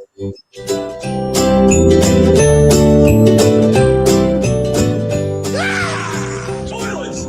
Toilets! Toilets! Feed him more. Toilets! Give me a break. Toilets! Toilets! Do not come back, you Nazi psychopath. Toilets! Armageddon's on the way. Toilets! Remember, reality is an illusion. The universe is a hologram. Buy gold. Buy! Armageddon's on the way. Can I tell you a sort of a twisted pleasure that I have? It's okay. No. Clearing out that lint trap. Clearing out that lint trap. Clearing out that lint trap. Clearing out that lint. Clearing out that lint trap. Clearing out that lint trap. Clearing out that lint trap. It takes time. Oh, a lint catcher. I love it, man. Hey, you gotta clean this out. I was like, oh, a lint catcher. It's a great reset. Oh, a lint catcher. I love it, man. Hey, you gotta clean this out. Oh, a lint catcher. I love it, man. Yeah. I love peeling off that big old lint trap, rolling it into a ball, peeling off that big old lint trap. Just like throwing it in the trash, really. Should I be saving this? No. You could knit it into a scarf or something? No. Surely. It's very soft. No. This would make really good fire starter. You are a weird prepper. Hoarder. Like a weird guy, man. Weird prepper. Not normal, like a weird guy, man. Clearing out that lint trap. No. Clearing out that lint trap. Clearing out that lint trap. That lint trap. I know it's gross, folks. A lint catcher. I love it, man. Hey, you gotta clean this out. I was like, oh, a lint catcher. It's a great reset. Oh, a lint catcher. I love it, man. Hey, you gotta clean this out. Oh, a lint catcher. I love that. I'm constantly having to remind myself to wear a pink shirt for the show. Constantly having to remind myself, save the dryer lint, use it as fire starter, knit a scarf, save the dryer lint. Toilets!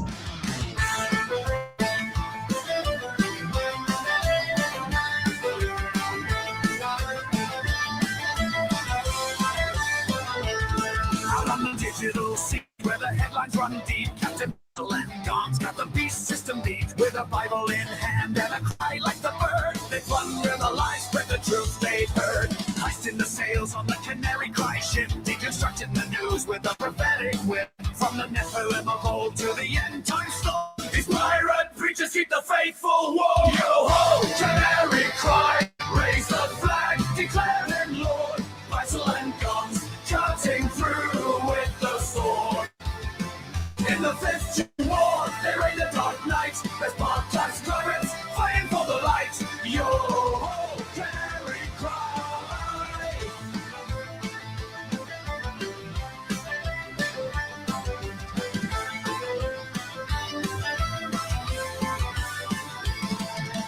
Value for value we sail. Jesus is Lord, and the truth will prevail. Yo ho, Canary cry, raise the flag, declare it Lord. Muzzle and guns, cutting through with the sword. In the 5th Gen War, they raid the dark night. There's podcast pirates, fighting for the light. Yo ho, Canary cry.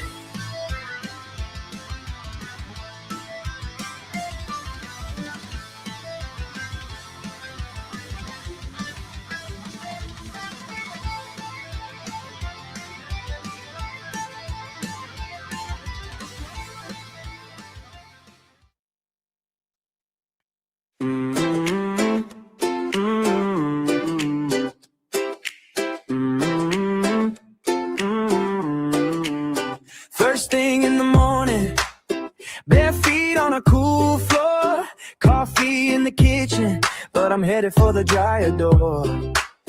Little silver handle, heart beating like I'm 16. I pull it open slowly, like I'm stepping in a daydream.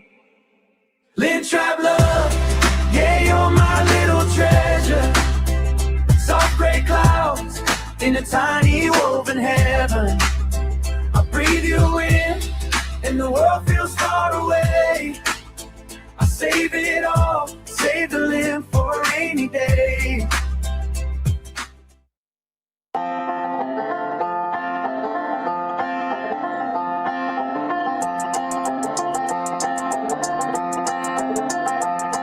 When the news of the day gets to feeling like a maze, it's okay, don't be afraid if you don't know what to say. Canary, cry awaits. When your brain's in a haze and a headline days, come on, head my way, I can help you out the cage. Canary, cry awaits. Canary, cry awaits. Oh, canary, cry awaits. Oh, the world's changing every day, each and every way you turn. There's another thing to learn. Reading in between the lines, thanking Jesus for our lives, and nice to see His glory shining like the sun. Run the race until it's done. Come on, everyone. Canary, cry awaits. Oh, canary, cry awaits. When your brain's in a haze and the headline days, come on, I had my way, I can help you out the cage. Canary, cry away. Value for value. We take no money from corporations, commies, or cartels. Canary cried at